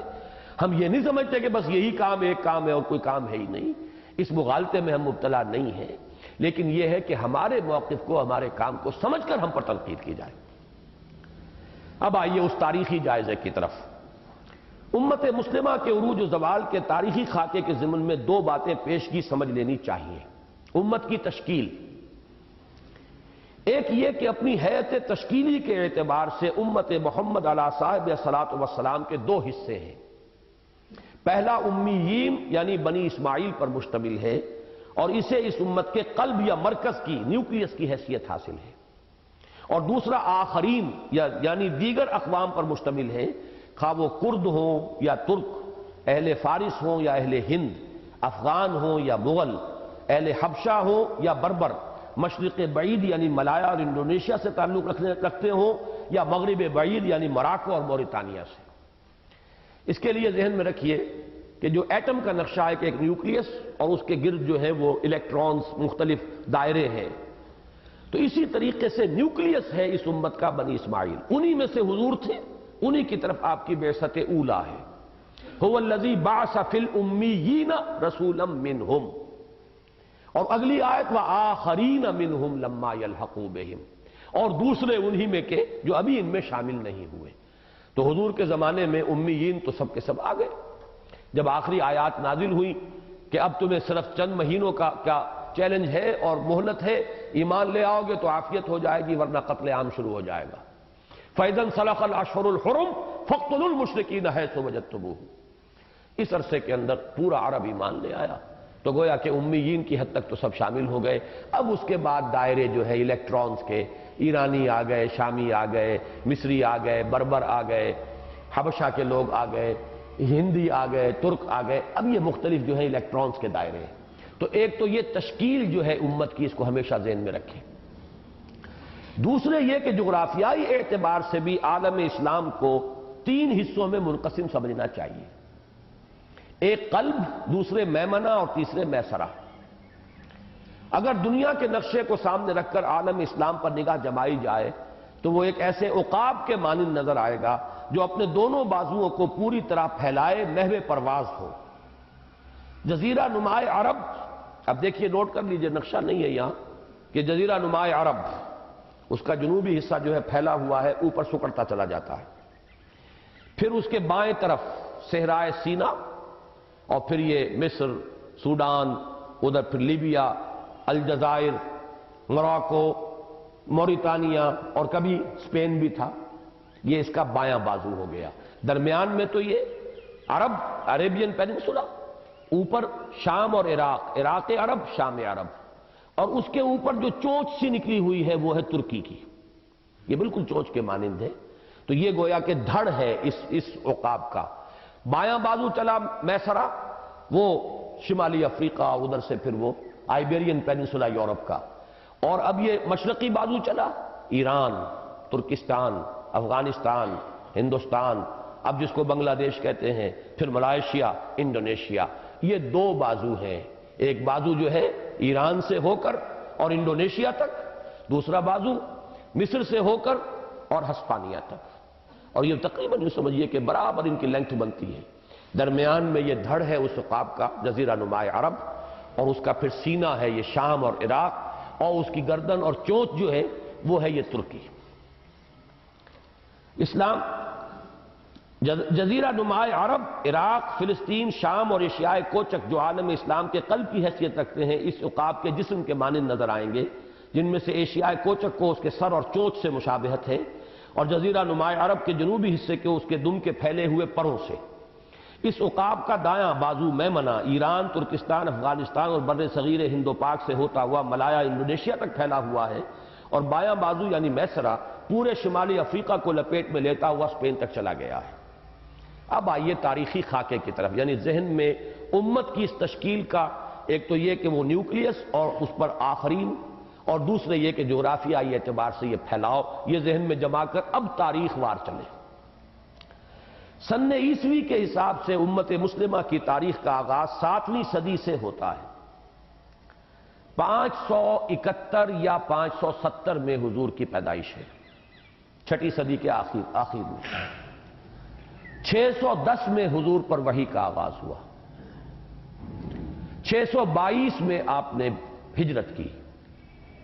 ہجرت کے بعد امت کی تشکیل ہوئی ہے، جبکہ تحویل قبلہ ہو گیا۔ پھر 632 میں آپ کا انتقال ہو گیا، پھر 30 برس ایڈ کیجئے، 660 تک تقریباً خلافت راشدہ رہی۔ اس کے بعد 90 برس ایڈ کیجئے تو یہ تقریباً 750 تک، یعنی 8ویں صدی کے وسط تک یہ ہے دور بنو امیہ۔ پھر چلیے 750 سے 1258، آخری جو فال آف غرناطہ، فال آف بغداد میں نے لکھوائی ہے تاریخ 1258، یہ 500 برس ہیں بنو عباس کے، لیکن ان میں ان کی سطوت کا دور جو ہے وہ تقریباً 200 برس ہیں۔ اس کے بعد تو طوائف الملوک کی شروع ہو گئی تھی، نام کا خلیفہ ہے، سلاطین ہے، وہ سلطان وہاں کا ہے، یہ یہاں کا ہے، وہ امیر وہاں کا ہے، وہ والی یہاں کا ہے۔ جیسے سلطنت مغلیہ کا زوال جب شروع ہوا ہے اورنگزیب کے بعد، تو کہنے کو تو شہنشاہ ہند بیٹھے ہوئے ہوتے تھے وہ لال قلعہ دلی میں، لیکن حقیقت میں ان کی حکومت کچھ تھوڑے سے علاقے پر ہوتی تھی، باقی ہر جگہ پر جو ہے راجے، مہاراجے، نواب، مختلف جو ہیں ان کی حکومتیں۔ تو یہ ہے در حقیقت تاریخ کا ایک خاکہ، اس لیے کہ حضور صلی اللہ علیہ وسلم کی ولادت باسعادت اغلباً 571 میں ہوئی، 610 عیسوی میں آپ کی دعوت کا آغاز فرمایا، اور محتاط ترین حساب کے مطابق اپریل 632 میں آپ جزیرہ نما عرب کی حد تک اسلامی انقلاب کی تکمیل فرما کر رفیق اعلیٰ سے جا ملے۔ فصلی اللہ علیہ وبارک وسلم تسلیما کثیرا کثیرا۔ اصحاب ثلاثہ یعنی حضرات ابو بکر صدیق، عمر فاروق اور عثمان غنی رضی اللہ تعالی عنہم کے عہد خلافت کے دوران امیین ایک ہاتھ میں قرآن اور دوسرے میں تلوار لے کر ایک سیلاب کے مانند جزیرہ نما عرب سے نکلے، اور انہوں نے ایک ربع صدی سے بھی کم میں ایران و عراق، شام و فلسطین اور مصر کے علاوہ شمالی افریقہ کے بڑے رقبے پر اسلام کا پرچم لہرا دیا۔ یہ دور ہے جس کو ہم کہتے ہیں کہ یہ ہمارے کامل اسلام کا دور ہے، اور اس میں بھی ذہن میں رکھیے کہ یہ چیز ایران، شام، عراق، ترکی کا بہت بڑا رقبہ، مصر کے ساتھ لیبیا کا علاقہ، اس حد تک تو در حقیقت حضرت عثمان کے عہد تک اسلامی حکومت پہنچ چکی تھی، اور یہ مملکت شہنشاہوں کی نہیں تھی، یہ تو درویشوں کی مملکت تھی، یہ کوئی امپیریلزم نہیں تھا، یہ تو خلافت راشدہ تھی۔ اس سے بہتر نظام تو دنیا نے آج تک دیکھا ہی نہیں، اسی کو تو ایک حسین خواب کے ماں دنیا یاد کر رہی ہے آج تک۔ یہ دور حقیقت حضرت علی رضی اللہ عنہ کے عہد خلافت میں تو یہ عمل رکا رہا، اس لیے کہ آپس میں خانہ یہودی سازش کے ذریعے سے شروع کرا دی گئی، نتیجہ یہ ہوا کہ اب ایکسٹینشن کا پروسیس رک گیا۔ لیکن بنو امیہ کے دور کے آغاز کے ساتھ ہی اس سیلاب نے دوبارہ آگے بڑھنا شروع کیا اور تھوڑے ہی عرصے میں ایک طرف مشرق میں ترکستان، افغانستان اور سندھ تک، اور دوسری طرف مغرب میں پورے شمالی افریقہ کے علاوہ اسپین سمیت مغربی یورپ کا وسیع علاقہ امیین کے زیر نگین آ گیا، اور عالم اسلام کی سرحدیں 3 بر اعظموں تک وسیع ہو گئی: بر اعظم ایشیا، بر اعظم افریقہ اور بر اعظم یورپ۔ یورپ میں آئیبیرین پیننسولا پورا، اسپین کا علاقہ۔ یہی وہ زمانہ تھا جب عرب افواج اندلس سے پیش قدمی کرتے ہوئے فرانس کے عین قلب تک جا پہنچی تھی۔ 8ویں، 9ویں اور 10ویں صدی عیسوی کا زمانہ عربوں کے عروج کا دور ہے، جس کے دوران اسلام کی علمبرداری اور عالم اسلام کی سیادت دونوں امیین کی 2 اہم شاخوں یعنی بنو امیہ اور بنو عباس کے پاس رہی۔ اس لیے کہ نوٹ کر لیجئے کہ بنو امیہ کی حکومت جب ختم ہوئی ہے، قلب میں تو ختم ہو گئی عالم اسلام کے، لیکن بائیں بازو پر تو حکومت قائم رہی نا۔ اندلس میں تو بنو امیہ کا دور چلتا رہا۔ بنو امیہ کے دور تک تو عالم اسلام ایک تھا، سوائے تھوڑے سے 4 سال کے عرصے کے حضرت علی کے زمانے میں 2 حصوں میں منقسم ہوا ہے، لیکن جیسے حضور کی انگلی کے اشارے سے چاند 2 حصوں میں تقسیم ہو کر فوراً جڑ بھی گیا تھا، اسی طریقے سے حضرت علی رضی اللہ تعالیٰ عنہ کے زمانے میں وہ عالم اسلام تھوڑا سا تقسیم ہو کر فوراً جڑ گیا حضرت امیر معاویہ رضی اللہ تعالیٰ عنہ کے عہد خلافت میں۔ اور پھر یہ پورے یوں سمجھیے کہ 90 برس یہ پوری ایک حکومت تھی، اسپین سے لے کر سندھ تک، ادھر بھی ایس ادھر بھی ایس۔ لیکن جیسے ہی بنو امیہ کا تختہ الٹا ہے بنو عباس نے، اور یہ اجمیوں کی مدد سے الٹا ہے، ایرانیوں کی مدد سے الٹا ہے۔ یہ در حقیقت یہ دوسرا مسئلہ ہے فلسفہ تاریخ کے اعتبار سے کہ اس کے عناصر کیا تھے، اس وقت میں اس سے بحث نہیں کر رہا، صرف ایک تاریخی خاکہ دینا مقصود ہے۔ تو اس کے بعد یہ کہ 2 مملکتیں بن گئیں، ایک مملکت جو کہ بنو عباس کے زیر نگین رہی، بڑی مملکت، چھوٹی مملکت ہسپانیہ کی، وہاں بنو امیہ کا دور چلتا رہا۔ اس میں جو نوٹ ہے وہ پڑھ لیجئے، یہ بہت اہم ہے۔ ان میں سے بھی صرف بنو امیہ کے دور حکومت کو خالص عرب غلبہ و اقتدار کا دور قرار دیا جا سکتا ہے، اس لیے کہ بنو عباس کے دور حکومت میں ابتدا ہی سے اہل عجم کو حکومت و سلطنت کے معاملات میں فیصلہ کن دخل حاصل ہو گیا تھا، اور دراصل اسی نے عرب اقتدار کے تناور درخت کو اندر ہی اندر گھن کی طرح چٹ کر لیا، اور خالص عرب خون میں جو حرارت تھی ورنہ خالص عرب خون میں جو حرارت تھی اور قوت مقاومت موجود تھی، اس کا ثبوت اس سے ملتا ہے کہ بنو امیہ کی ایک شاخ جس نے اندلس میں قدم جمائے، وہ عالم اسلام کے قلب سے عرب قوت کے کلی خاتمے کے بھی 3 صدی بعد تک پھلتی پھولتی رہی، اور اس کا خاتمہ کہیں 15ویں صدی عیسوی میں جا کر ہوا۔ بہرحال اصل عبارت کی طرف آئیے۔ 8ویں، 9ویں اور 10ویں صدی عیسوی کا زمانہ عربوں کے عروج کا دور ہے، جس کے دوران اسلام کی علمبرداری اور عالم اسلام کی سیادت دونوں امیین کی 2 اہم شاخوں یعنی بنو امیہ اور بنو عباس کے پاس رہیں، اور روئے ارضی کے ایک بڑے حصے پر ان کے دین و مذہب، ان کے تہذیب و تمدن، ان کے علوم و فنون اور ان کی شان و شوکت کا سکہ رواں رہا۔ لیکن جیسے جیسے دنیاوی جاہ و جلال میں اضافہ ہوا، جذبات دینی اور حرارت ایمانی میں کمی آتی چلی گئی، اور اس طرح یہ تناور درخت اندر سے کھوکھلا ہوتا چلا گیا۔ اس اندرونی اضمحلال کے اثرات کے ظاہر ہونے میں کچھ مدت ضرور صرف ہوئی، لیکن 10ویں صدی عیسوی ہی کے دوران واضح ہو گیا تھا کہ عرب اپنے عالم پیری میں قدم رکھ چکے ہیں۔ تو میں یہ عرض کر رہا تھا کہ 10ویں صدی عیسوی ہی کے دوران واضح ہو گیا تھا کہ عرب اپنے عالم پیری میں قدم رکھ چکے ہیں۔ 11ویں صدی عیسوی کے دوران امیین کا انحطاط اور زوال اپنی آخری حدوں کو پہنچ گیا، اور اس طرح عالم اسلام کے قلب میں قوت کا ایک خلا، پاور ویکوم پیدا ہوا۔ خوش قسمتی سے قوت کے دباؤ میں اس کمی، ڈپریشن کے نتیجے میں عالم اسلام کے شمال مشرقی سرحدوں سے جو قبائل قلب اسلام کی طرف کھنچ کر آئے وہ پہلے ہی سے مسلمان ہو چکے تھے، مثلا سلاجقہ، سلجوقی، کرد، یہ قومیں عرب نہیں ہیں، لیکن یہ اس عرصے کے دوران اسلام میں داخل ہو چکے تھے، اور ان میں وہ جان تھی، ابھی قوت تھی، نئی قومیں، نیسنٹ ہائیڈروجن جسے کہتے ہیں کیمسٹری میں، جس میں بڑی قوت اور توانائی ہوتی ہے، یہ نئی قوتیں آ چکی تھی، ورنہ تو بالکل کولیپس ہو جاتا ایک دم۔ لیکن اللہ تعالیٰ نے بڑھاپے کا سہارا یوں سمجھیے کہ عربوں کی بڑھاپے کی ایک لاٹھی جو ہے وہ ان قوموں کی شکل میں عطا کر دی تھی عالم اسلام کو۔ یعنی کرد اور ترکان سلجوقی، جنہوں نے 11ویں صدی عیسوی کے دوران شام، فلسطین اور مصر میں مضبوطی کے ساتھ قدم جمائے اور اس طرح عالم اسلام کے قلب کی حفاظت اور مدافعت کے لیے کسی قدر تازہ دم قوت فراہم ہو گئی۔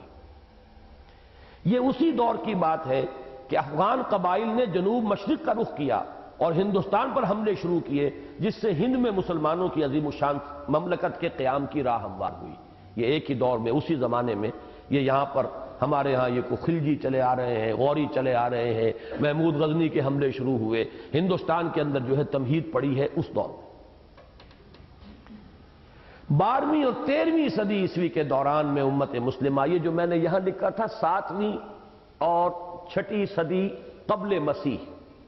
سابقہ امت مسلمہ پر عذاب کا دور اول، یہاں 12ویں اور 13ویں صدی عیسوی، وہی دیکھیے 2000 برس کا فرق ہے، تاریخ میں بھی 2000 کا فرق ہے۔ نقطہ آغاز جو ہے اس امت کا 1300 قبل مسیح، ہمارا 610 یا 622 7ویں صدی، تو 13 اور 7 20 2000 برس کا فصل ہے، وہی 2000 برس کا فصل ہے۔ یہاں یہ 12ویں اور 13ویں صدی عیسوی ہے، ادھر وہ قبل مسیح ہے 6ٹھی اور 7ویں، 2000 سال کا فصل ہے۔ معلوم ہوا کاربن کاپی چل رہی ہے تاریخ کے اعتبار سے کہ کوئی سرے وہ فرق نہیں ہے۔ اور وہاں بھی 2 حملے ہوئے تھے، ایک شمال سے ایک مشرق سے، اب یہاں بھی دیکھ لیجیے۔ 12ویں اور 13ویں صدی عیسوی کے دوران میں امت مسلمہ پر گویا عذاب خداوندی کے وعدہ اولا کا ظہور ہوا، فَإِذَا جَاءَ وَعْدُ أُولَاهُمَا، اور ہو بہو باسنا علیکم عباد لنا اولی باس شدید فجاسوا خلال الدیار کا نقشہ کھنچ گیا۔ چنانچہ پہلے مغرب سے صلیبی طوفان کے ریلے آنے شروع ہوئے، اور 1099 میں نہ صرف یہ کہ مسجد اقصی کے ناموس کا پردہ چاک ہوا، بلکہ بیت المقدس میں وہ قتل عام ہوا جس کا تذکرہ کرتے ہوئے مغربی مورخین بھی کانپ جاتے ہیں۔ یعنی یہ نقشہ کھینچا گیا ہے کہ جب صلیبیوں نے جو قتل عام کیا ہے مسلمانوں کا یروشلم میں، تو صلیبی گھوڑ سوار جب پھر رہے تھے یروشلم کی گلیوں اور سڑکوں پر، تو ان کے گھوڑوں کے گھٹنے تک خون کی ندی تھی، جسے آپ اینکل ڈیپ کہتے ہیں، پھر نی ڈیپ، یعنی ان کے نیز تک، ان کے گھٹنوں تک خون تھا۔ کتنے انسان پر لگے۔ اور 1099 میں نہ صرف یہ کہ مسجد اقصی کے ناموس کا پردہ چاک ہوا، بیت المقدس میں وہ قتل عام ہوا جس کا تذکرہ کرتے ہوئے مغربی مورخین بھی کانپ جاتے ہیں۔ پورے 88 برس تک بیت المقدس پر صلیبیوں کا قبضہ رہا، اس لیے کہ دولت عباسی تو مرنے والی امتوں کے عالم پیری کا نقشہ پیش کر رہی تھی۔ گویا امیین میں تو سرے سے دمخم باقی ہی نہیں رہا تھا۔ بالآخر آخرین کے تازہ اور گرم خون نے مجاہد کبیر صلاح الدین ایوبی کی سرکردگی میں 1187 میں بیت المقدس کو صلیبیوں کے قبضے سے نجات دلائی اور اس طوفان کا رخ موڑا۔ یہ کرد تھے صلاح الدین ایوبی، عربوں میں دم نہیں رہا تھا، کھوکھلے ہو چکے تھے، عیاشی۔ پھر مشرق کی جانب سے آیا فتنہ تاتار کا وہ طوفان عظیم جس نے پہلے افغانستان اور ایران کو پامال کیا، بلکہ اس سے پہلے ترکستان کا پورا علاقہ، اور ہر جگہ کشتوں کے پشتے لگا دیے، اور بالآخر 1258 میں بغداد میں وہ تباہی مچائی کہ رہے نام اللہ کا، لاکھوں مسلمان تہہ تیغ ہوئے، بغداد کی گلیاں خون کی ندیاں بن گئی، اور الف لیلہ کے اس رومانوی شہر کی اینٹ سے اینٹ بج گئی، اور بعین ہی وہ کیفیت پیدا ہو گئی جو کم و بیش 2000 سال قبل بخت نصر کے حملے سے بیت المقدس کی ہوئی تھی۔ نتیجتاً زوال ملک مستعصم امیر المومنین کے ساتھ ہی خلافت عباسی کا ٹمٹماتا ہوا چراغ بالکل گل ہو گیا، اور نہ صرف یہ کہ امت مسلمہ پر عذاب خداوندی کا یہ پہلا دور تکمیل کو پہنچا، بلکہ کم از کم امیین کی حد تک تو ان تتولوا یستبدل قوما غیرکم کی وعید بھی پوری ہو گئی۔ یہ سورہ فتح کی آخری، سورہ محمد کی آخری آیت ہے صلی اللہ علیہ وسلم۔ یہ بات پہلے ہی کہہ دی تھی اللہ نے کہ اگر تم پیٹھ دکھاؤ گے، رخ موڑ لو گے، تو ہم تمہیں ہٹائیں گے، کسی اور قوم کو لے آئیں گے۔ بنی اسرائیل میں تجدید و احیاء اسی نسل اسی قوم میں ہوئی، امت مسلمہ میں تجدید و احیاء کا عمل اسی نسل اور قوم میں نہیں ہوا۔ نئی نسلیں، نئی قومیں جو ہے امت میں انڈیوس کی گئیں، اور ان کے تازہ خون اور ان کی جو نئی قوت تھی، نیسنٹ پوٹینشل، اس کے ذریعے سے اللہ تعالیٰ نے مسلمانوں کو پھر ایک حیات تازہ اور دوبارہ عروج جو ہے اس کے راستے پر ڈالا۔ اور وہ عالم اسلام کی سیادت و قیادت کے منصب سے معزول کر دیے گئے۔ 2 سال بعد یعنی 1260 میں اس طوفان کا رخ بھی آخرین ہی نے پھیرا جن سے کم از کم اسلام کا مغربی بازو اس کی طاقت و تاراج سے محفوظ رہ گیا۔ یعنی بغداد کو فتح کرنے کے بعد ابھی یہ طوفان آگے چلنا چاہ رہا تھا مصر کی طرف، پتہ نہیں کہاں تک جاتا،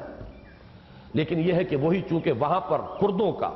تسلط تھا اور وہاں ان کی طاقت مضبوط تھی تو انہوں نے ہی ان کا جو ہے سیلاب کا رخ موڑا ہے 1260 میں، ورنہ یہ کہ نہ معلوم ابھی یہ تباہی کہاں تک پہنچ گئی۔ 12ویں اور 13ویں صدی عیسوی کے دوران عالم اسلام کا قلب بعین ہی وہی نقشہ پیش کر رہا تھا جسے دیکھ کر کبھی حضرت عزیر علیہ السلام کی زبان سے بے اختیار یہ الفاظ نکل گئے تھے کہ انا یحیی ھذہ اللہ بعد موتہا، لیکن پھر امت مسلمہ کے لیے بھی اللہ تعالیٰ کی وہی شان ظاہر ہوئی جس کا ظہور بنی اسرائیل کے حق میں ہوا تھا، یعنی ثم رددنا لکم الکرۃ علیہم وامددناکم باموال وبنین وجعلناکم اکثر نفیرا، صرف اس فرق کے ساتھ کہ چونکہ سابقہ امت مسلمہ ایک ہی نسل پر مشتمل تھی لہذا اس کی نشأت ثانیہ کا یہ عمل بھی لامحالہ اسی نسل کے اندر واقع ہوا،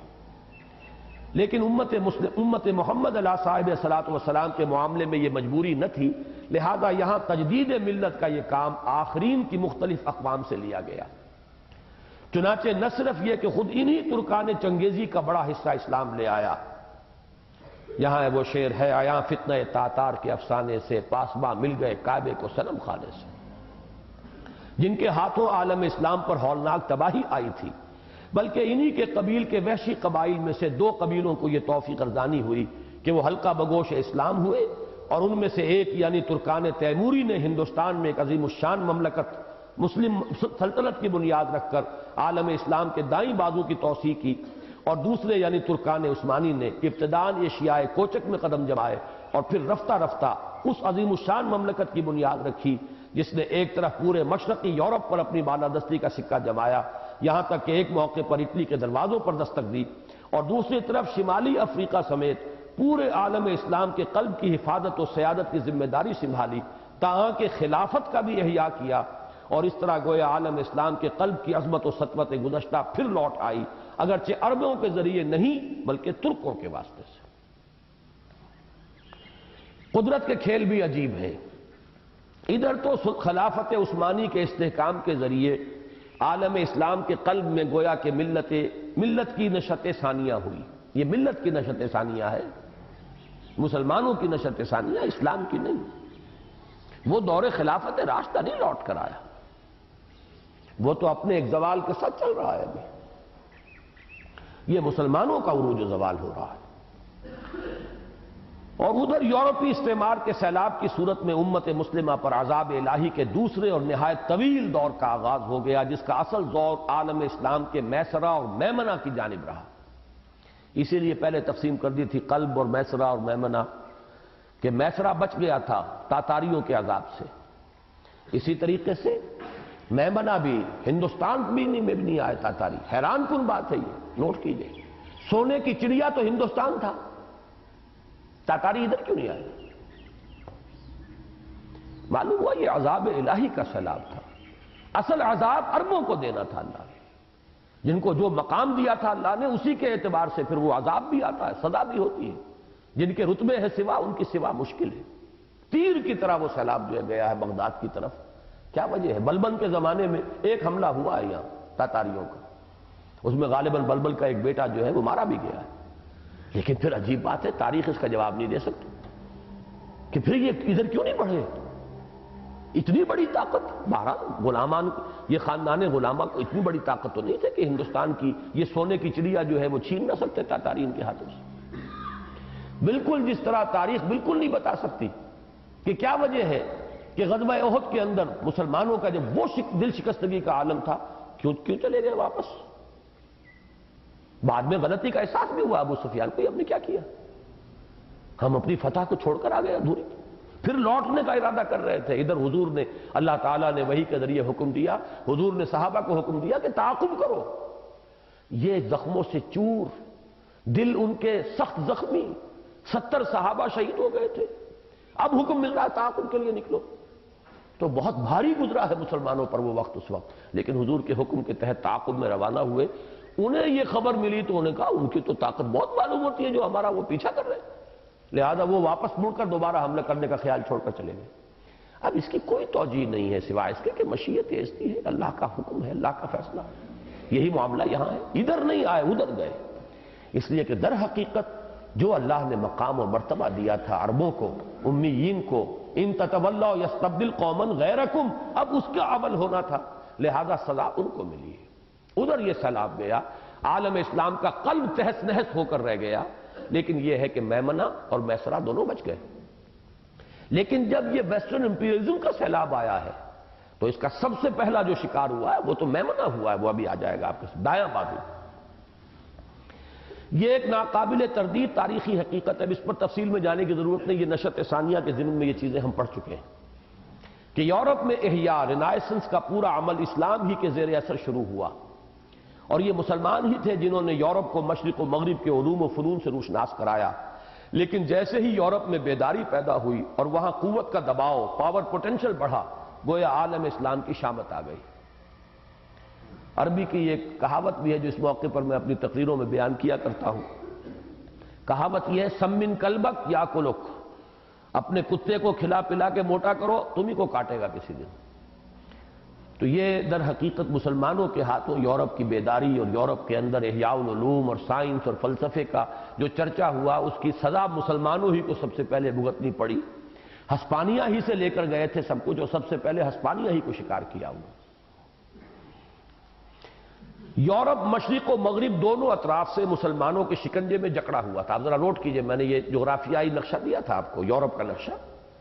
درمیان میں ہے فرانس اور جرمنی، اور نیچے وہ ٹانگ اٹلی والی اور سوئٹزرلینڈ وغیرہ. ادھر مشرقی یورپ، ادھر یہ مغربی یورپ جو ہے، جنوب مغربی یورپ یعنی اسپین وغیرہ. تو یہ ادھر سلطنت ہسپانیہ مسلمانوں کی، بنو امیہ کی بیٹھی ہوئی. ادھر مشرق کے اندر جو ہے وہ ترکوں کی حکومت، سلطنت عثمانیہ. تو یہ سینٹرل یورپ جو ہے یہ لاک تھا. اس کو گویا کہ دو طرف سے زنبور کے جو دو ہیں ان کے اندر یہ جکڑا ہوا تھا. تو یورپ مشرق و مغرب دونوں اطراف سے مسلمانوں کے شکنجے میں جکڑا ہوا لاک تھا. لیکن مشرق میں عذاب کے وعدہ اولا کے بعد نشأۃ ثانیہ کا عمل ظاہر ہو چکا تھا، اور عظیم سلطنت عثمانیہ عالم اسلام کے قلب کے محافظ سنتری کی حیثیت سے کھڑی تھی. البتہ مغرب میں اب دولت ہسپانیہ مرنے والی امتوں کا عالم پیری کا نقشہ پیش کر رہی تھی. یہی ہے مرنے والی امتوں کا عالم پیری. اور چھوٹی بات نہیں، انہیں تو اب یوں سمجھیے کہ 1000 برس ہونے کو آئے تھے. 800 برس تو ان کی حکومت کے ہیں. 100 برس اس سے پہلے ایڈ کیجئے، جو وہ دورے یعنی گولڈن ایرا جسے کہا ہے آغا خان نے، دورے بنو امیہ اور دورے پھر اس سے پہلے خلافت راشدہ، تو 900 برس ہو چکے تھے. تو اب بڑھاپا طاری ہو چکا تھا. یہاں پر بھی اب وہی محل بن رہے تھے، قرطبہ کا محل ہے اور فلاں کا محل ہے اور الحمراء ہے اور عالی شان مساجد ہیں. اب یہ ہو رہا تھا. البتہ مغرب میں اب دولت ہسپانیہ مرنے والی امتوں کے عالم پیری کا نقشہ پیش کر رہی تھی. لہذا ہے جرم ضعیفی کی سزا مرگ مفاجات کے مصداق یورپی استعمار کا اولین شکار وہی بنی، اور 15ویں صدی عیسوی کے دوران اس عظیم سلطنت کا قلع قمع ہو گیا. یہاں تک کہ 1492 میں سقوط غرناطہ کے بعد تو بعین ہی وہی کیفیت پیدا ہو گئی جس کا نقشہ قرآن مجید میں عذاب استیصال کا نوالا بننے والی قوموں کے بیان میں کھینچا گیا ہے. کَأَن لَّمْ يَغْنَوْا فِيهَا، ایسے ہو گئے جیسے وہاں کبھی تھے ہی نہیں. اور لا یرا الا مساکنہم، اب ان کے مسکن نظر آ رہے ہیں، محل نظر آ رہے ہیں. الحمراء ہے لیکن مکین نہیں ہے، رہنے والے نہیں ہیں. یہ عذاب استیصال کے لفظ کو نوٹ کر لیجئے. اصل کہتے ہیں جڑ کو، جڑ سے اکھیڑ لینا.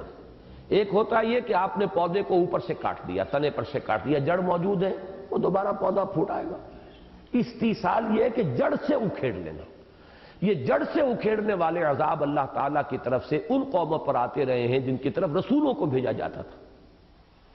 جب رسولوں کی دعوت کا انکار ہوا، اب وہ جڑ سے اس قوم کو، اسی لیے فَقُطِعَ دَابِرُ الْقَوْمِ الَّذِينَ ظَلَمُوا، جڑ کاٹ دی گئی، ان کی پشت جو ہے وہ ختم کر دی گئی. یہ جڑ کاٹ دینا، جڑ سے اکھیڑنا، اسی کے لیے تعبیر یہ ہے کَأَن لَّمْ يَغْنَوْا فِيهَا، ایسے ہوگا جیسے تھے ہی نہیں. قوم عاد نسیم منسیہ، قوم سمود وجود نہ رہا.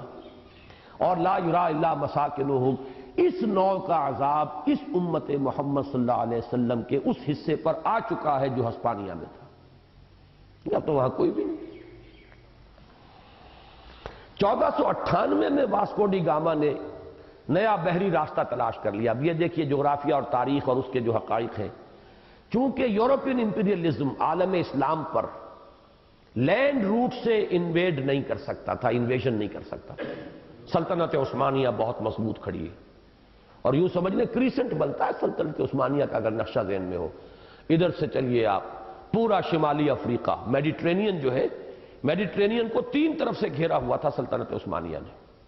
پورا شمالی افریقہ، مغربی ایشیا، یہ شام، پھر ترکی کے ساتھ مشرقی یورپ، یہ سارا ادھر کون آ سکتا تھا؟ کسی کی مجال نہیں تھی۔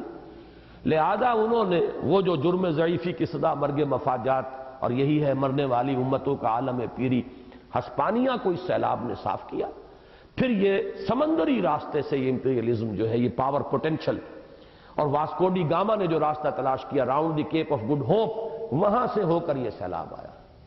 اول اندیزی چلے آ رہے ہیں، انگریز چلے آ رہے ہیں، فرانسیسی چلے آ رہے ہیں، مختلف قومیں ہیں،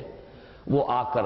وہ سب سے پہلے شروع ہوئے ہندوستان اور ملائیشیا اور بورنیو اور سماٹرا اور جاوا، اور جو ملائیشیا اور انڈونیشیا اور انڈیا، یہ جو ہے میسرا داہنا بازو کا ایکسٹریم حصہ تھا، سب سے پہلے یہ ان کی حکومتیں ختم ہوئی،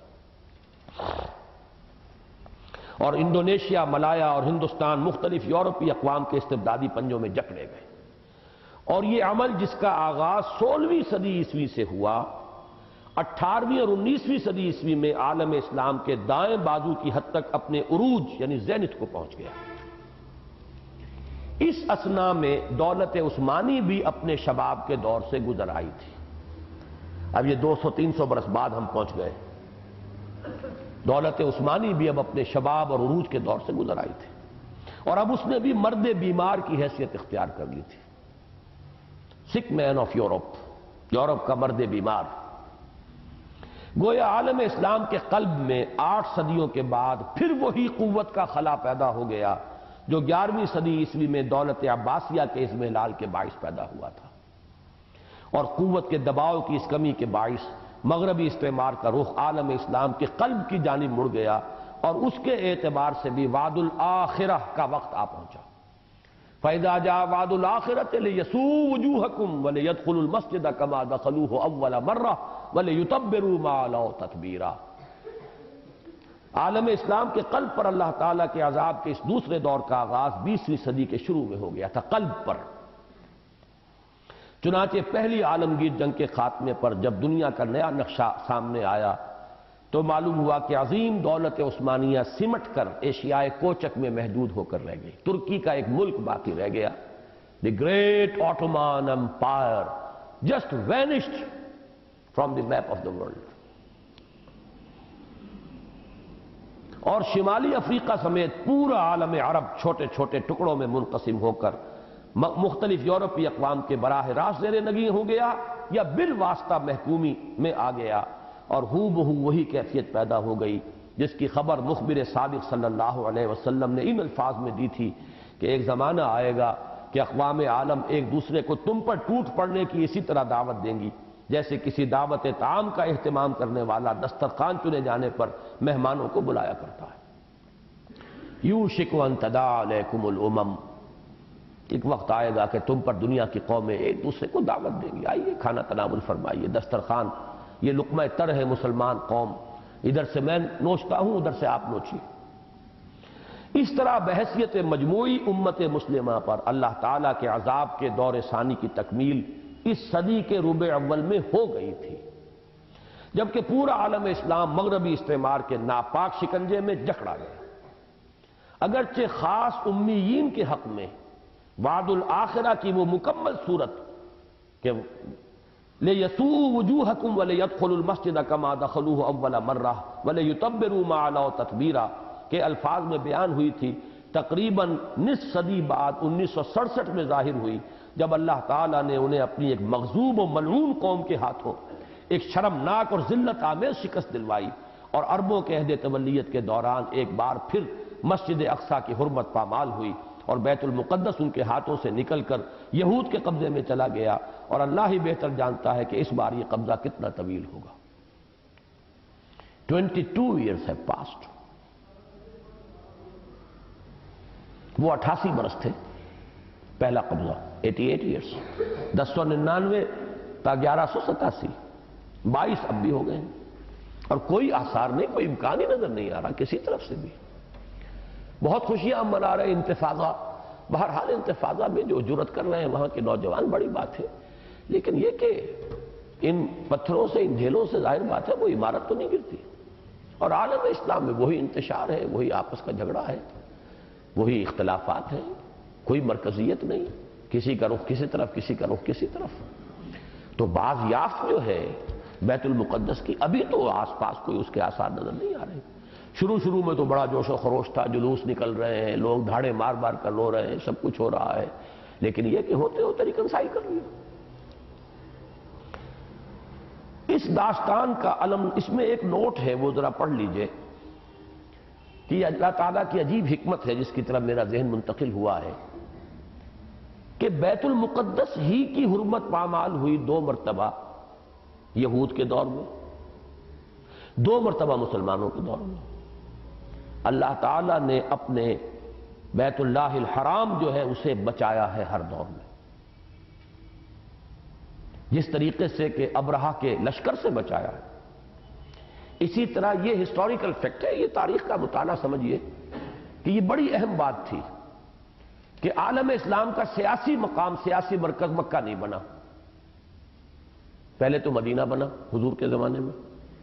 اور حضور پھر واپس مکے نہیں گئے، مدینے ہی میں آپ کا انتقال بھی ہوا، پھر حضرت علی مدینہ سے بھی دور لے گئے کوفے،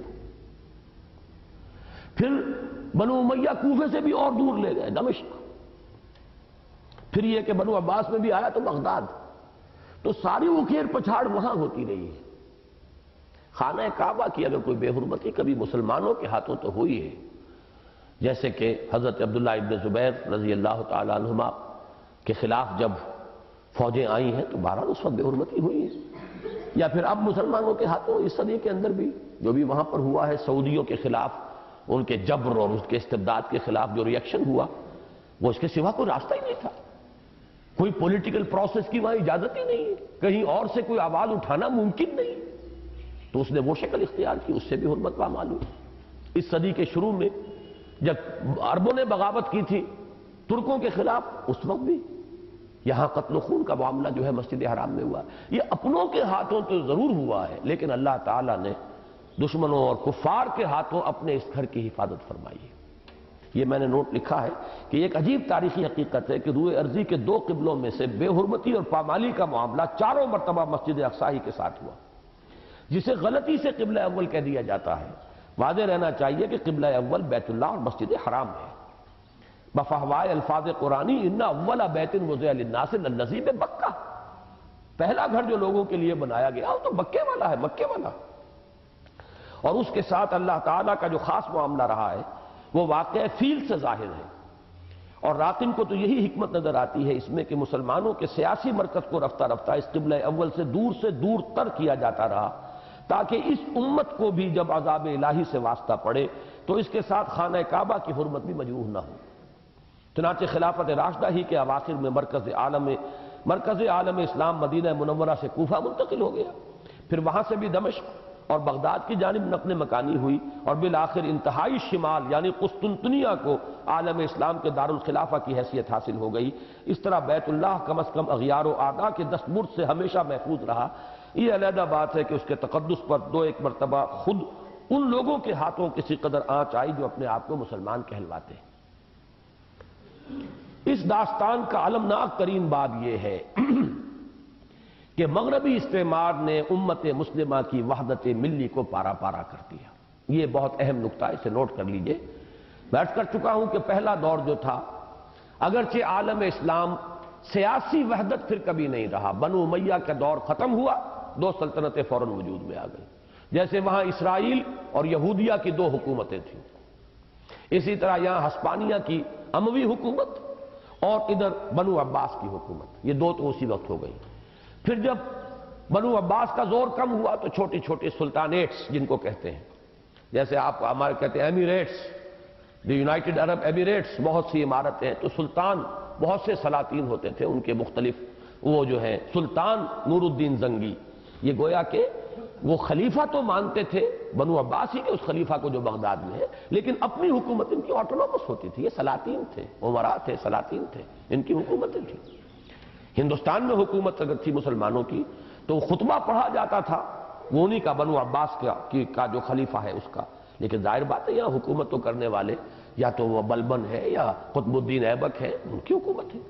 تو یہ مختلف، لیکن ملت کی وحدت، امت کی وحدت برقرار رہی اس صدی کے شروع تک۔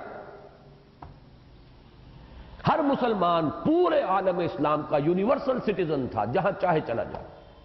کہیں کوئی پاسپورٹ نہیں مانگے گا، کہیں کوئی ویزا طلب نہیں کرے گا، کہیں سن آف دی سوائل کیا جو ہے بیریئر محسوس نہیں کرے گا کہ میں تو اس مٹی کا باسی نہیں ہوں، یہاں سے نہیں پیدا ہوا ہوں تو میرے لیے ترقی کے راستے بند ہیں۔ کوئی آتا تھا کہاں سے، موراکو سے چل کر، مغرب سے چل کر، ایک سیاح کی حیثیت سے، اور ہندوستان میں وزیر بن جاتا تھا، اس سے کوئی نہیں پوچھتا تھا you are not the son of the soil, who are you. یہ ختم ہوا اس صدی میں۔ مغربی استعمار کا جو ہم پر سب سے بڑا وار ہوا ہے وہ یہ ہے، یہ وار دلوں تک گیا ہے۔ جسم کے وار مندمل ہو جاتے ہیں، یہ جو کہا گیا زخم مندمل ہو جاتے ہیں، لیکن دل کے گھاؤ کبھی مندمل نہیں ہوتے۔ یہ جو تقسیم ہوئی ہے، الشام للشامیین والمصر للمصریین، عالم عرب بھی منقسم ہو گیا، مصری علیحدہ ہے، شامی علیحدہ، مختلف اقوام ہیں۔ کم سے کم یہ کہ جو عرب نیشنلزم آیا تھا اس نے عربوں کو یونائٹ کرنے کی کوشش کی تھی۔ چھوٹی چھوٹی جو قومیتیں عربوں کے اندر پیدا ہو گئی تھی، ان سے بالا تر ایک عرب نیشنلزم جو ہے اس کا کانسیپٹ دیا گیا تھا، تاکہ اس استعمار کے خلاف وہ کھڑے ہو سکے متحد ہو کر اس ویسٹرن امپیریلزم کا مقابلہ کرنے کے لیے۔ بہرحال وہ عرب نیشنلزم بھی اسلام کی روح سے تو وہ بھی غلط ہے، لیکن یہ کہ اس سے بھی نیچے بات پہنچی ہوئی ہے، جیسے آج ہمارے ہاں نیچے بات پہنچ گئی ہے۔ اب تو سندھی نیشنلزم، مہاجر نیشنلزم، اب پنجابی نیشنلزم، سرائکی نیشنلزم، نہ معلوم کتنے نیشنلزم ہیں۔ یہ در حقیقت وہ زہر ہے جو سب سے پہلے اس صدی میں ویسٹرن امپیریلزم نے انجیکٹ کیا ہے عالم عرب میں، اور اس کے جو سمی اثرات ہیں، زہریلے اثرات، وہ چل رہے ہیں، بڑھ رہے ہیں۔ وہ تو یوں سمجھیے کہ برانچنگ جیسے ایک درخت کی شاخ در شاخ تقسیم ہوتی چلی جاتی ہے، ابھی وہ ہمارے ہاں نیشنلٹیز کا کانسیپٹ وہ بڑی تیزی کے ساتھ بڑھ رہا ہے۔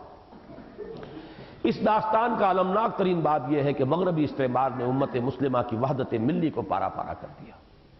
اور اس صدی کے آغاز ہی میں نسلی اور علاقائی عصبیتوں کے وہ بیج مسلمان اقوام کے دلوں میں بو دیے جو ابھی تک برگوبار لا رہے ہیں۔ چنانچہ پہلے انہوں نے عربوں کو ترکوں کے خلاف ابھارا،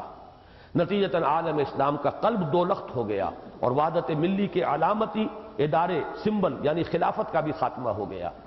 پھر عالم عرب کو چھوٹے چھوٹے ٹکڑوں میں اس طرح تقسیم کیا کہ نسلی اور لسانی اشتراک کے باوجود